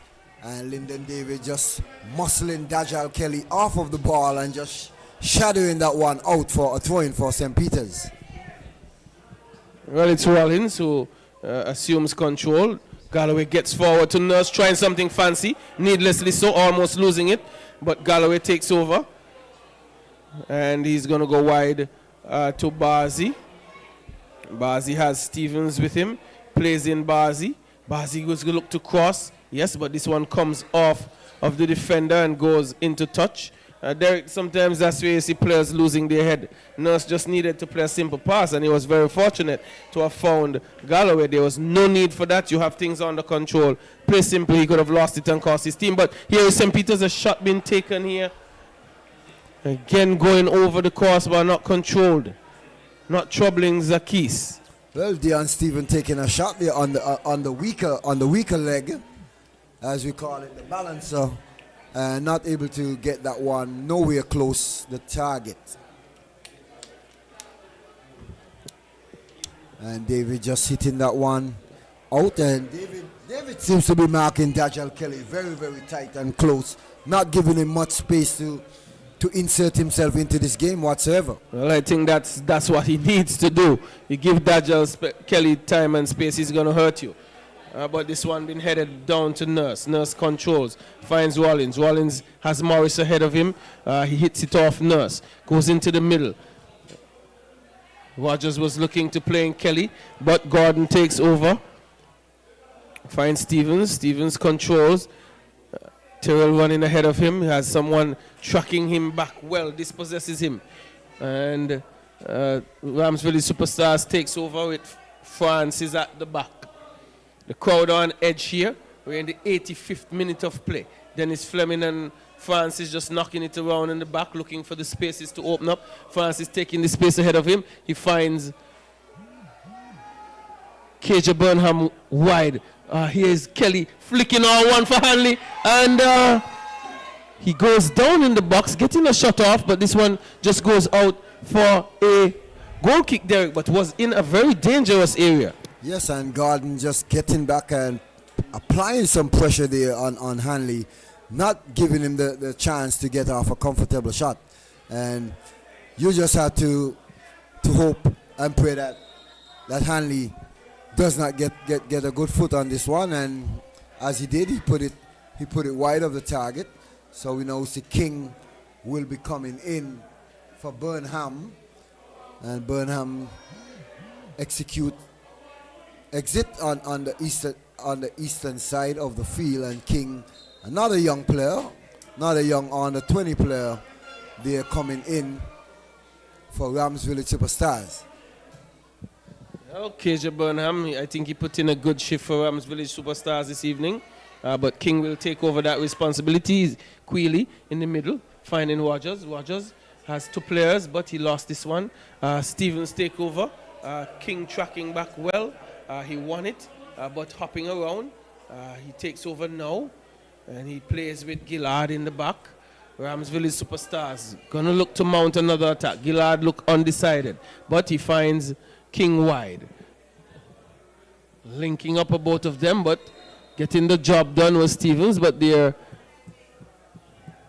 one goes out for it's going to be an infringement, and it's going to be a free kick taken. Queely has the ball, taking up the space, finds Rogers. Rogers looking for a left-footed shot. He gets it off, not on target, not close, high and wide, not troubling Hanley. And the time Derek continues to tick away, and Hanley goes down. We are in the 88th minute of play. We haven't had the deadlock broken as yet, but Hanley is down and needs some attention. Well, the goalkeeper is down, and once the goalkeeper is down, he will get as much attention as he needs. And we have just about some 3 minutes remaining in regulation time, and we will have to wait and see how much time will be added. St. Peter's is in the middle of the field, and they're having a 5-man huddle there. As we see, Shakil Bazi is being very, very instrumental. Village, on the other hand, having a little round-the-table meeting as well, and looking to make sure that everyone is on the same page, everyone understands their role coming down to these final couple of minutes here during this 90 minutes of play. We're in the second half. It's still deadlock 0-0. Our early game tonight ended 0-0, and we're hoping that this one does not end 0-0. We're still hoping and praying for a late shocker. We don't know who will get it, but we're hoping that someone can put one into the back of the onion bag.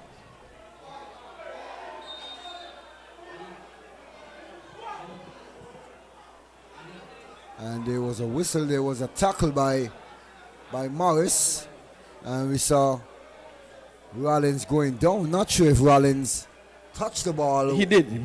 The ball touched his hand, and both players are down. Both Morris and Rollins, they are down. I'm not too sure about that tackle from Morris Donovan in terms of how he went in on Rollins. To me, that was a foul on Morris. I could be wrong, but from my advantage point here, it looked as if Morris dove in and caught the foot of Rollins. Well, he seemingly got away with it. Rollins got the touch, but as he went down, his hand touched the ball, and that is what Basu adjudicated on.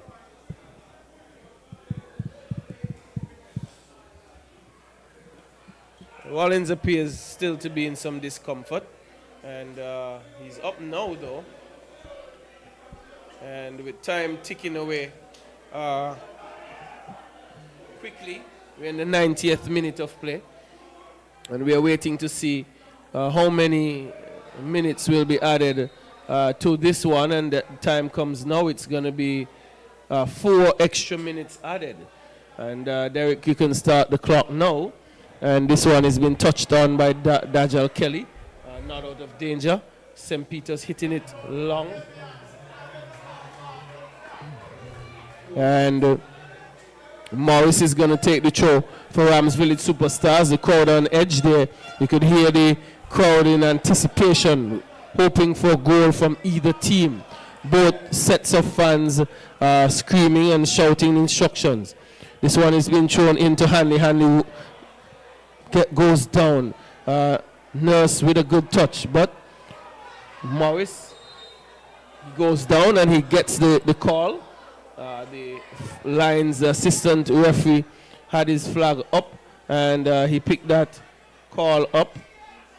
And another card is going to be given to someone here, but this time it's on the bench.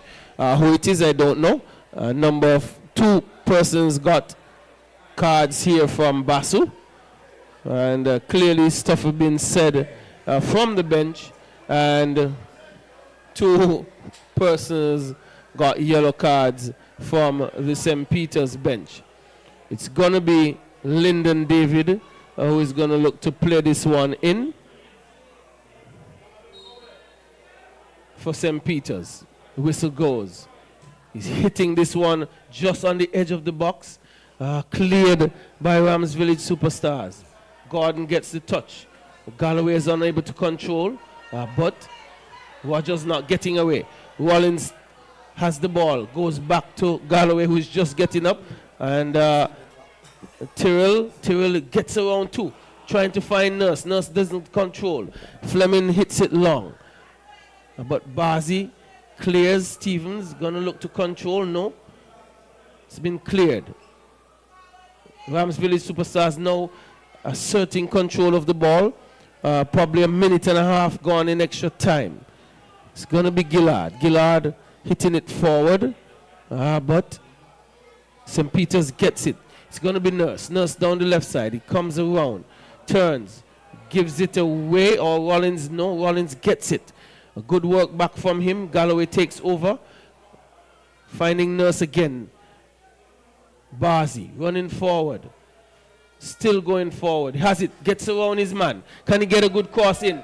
But he finds the palms of Zakis, who is cool, calm, and collected in that situation, trying to urge his players forward, but there's someone down in Bazi and unable to get on the break.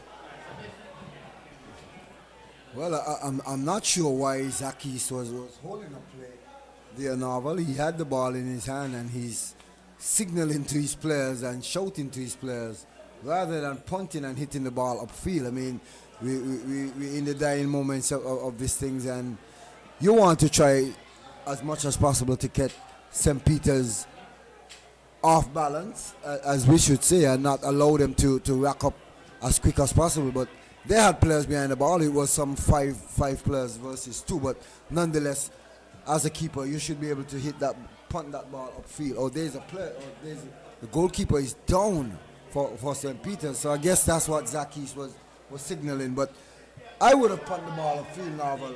The referee would have had to stop play. That's the referee's job. Just get on with it. And we know we see this all the time in this extra time. Goalkeepers are gonna go down for absolutely no reason. And it happens all the time. But Bazi now having to go off. St. Peter's making a change. Bazi coming off, and the number 33.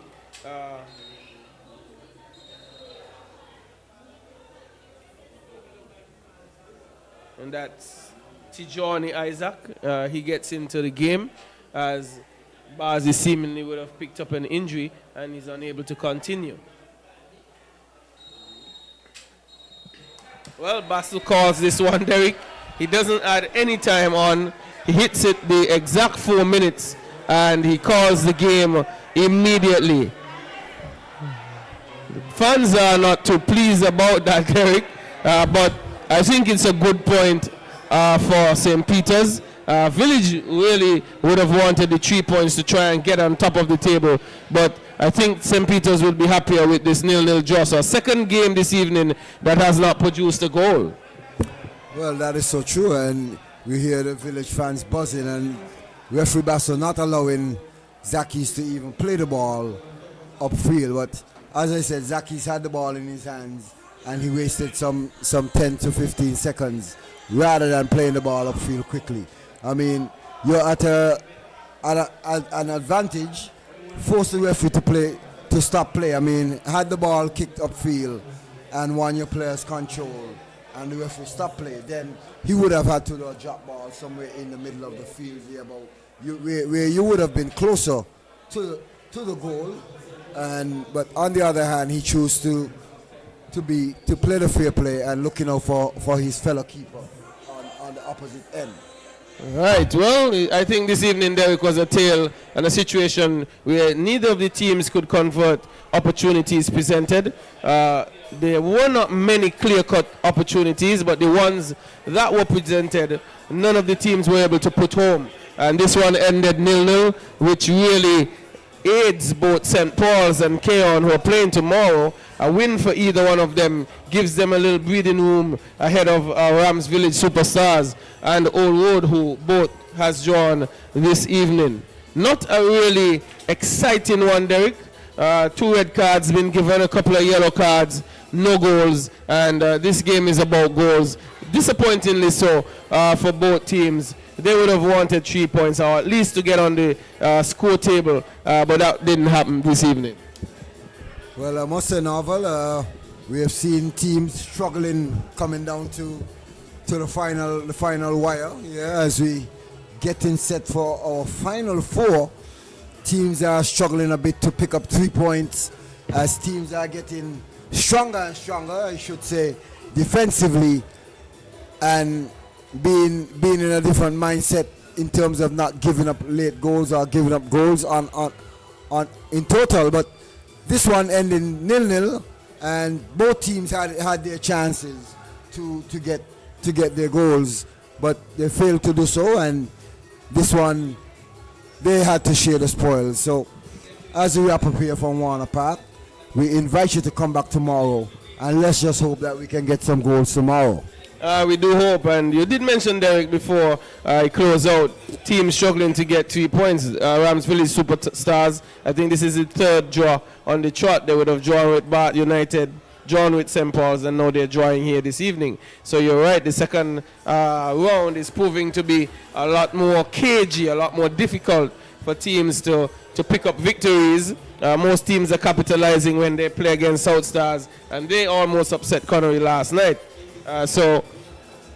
Interesting days, and we have 2 games tomorrow, starting at 5 tomorrow, 5 and 7. There are 2 football matches that will be played. I will inform you just now of those games.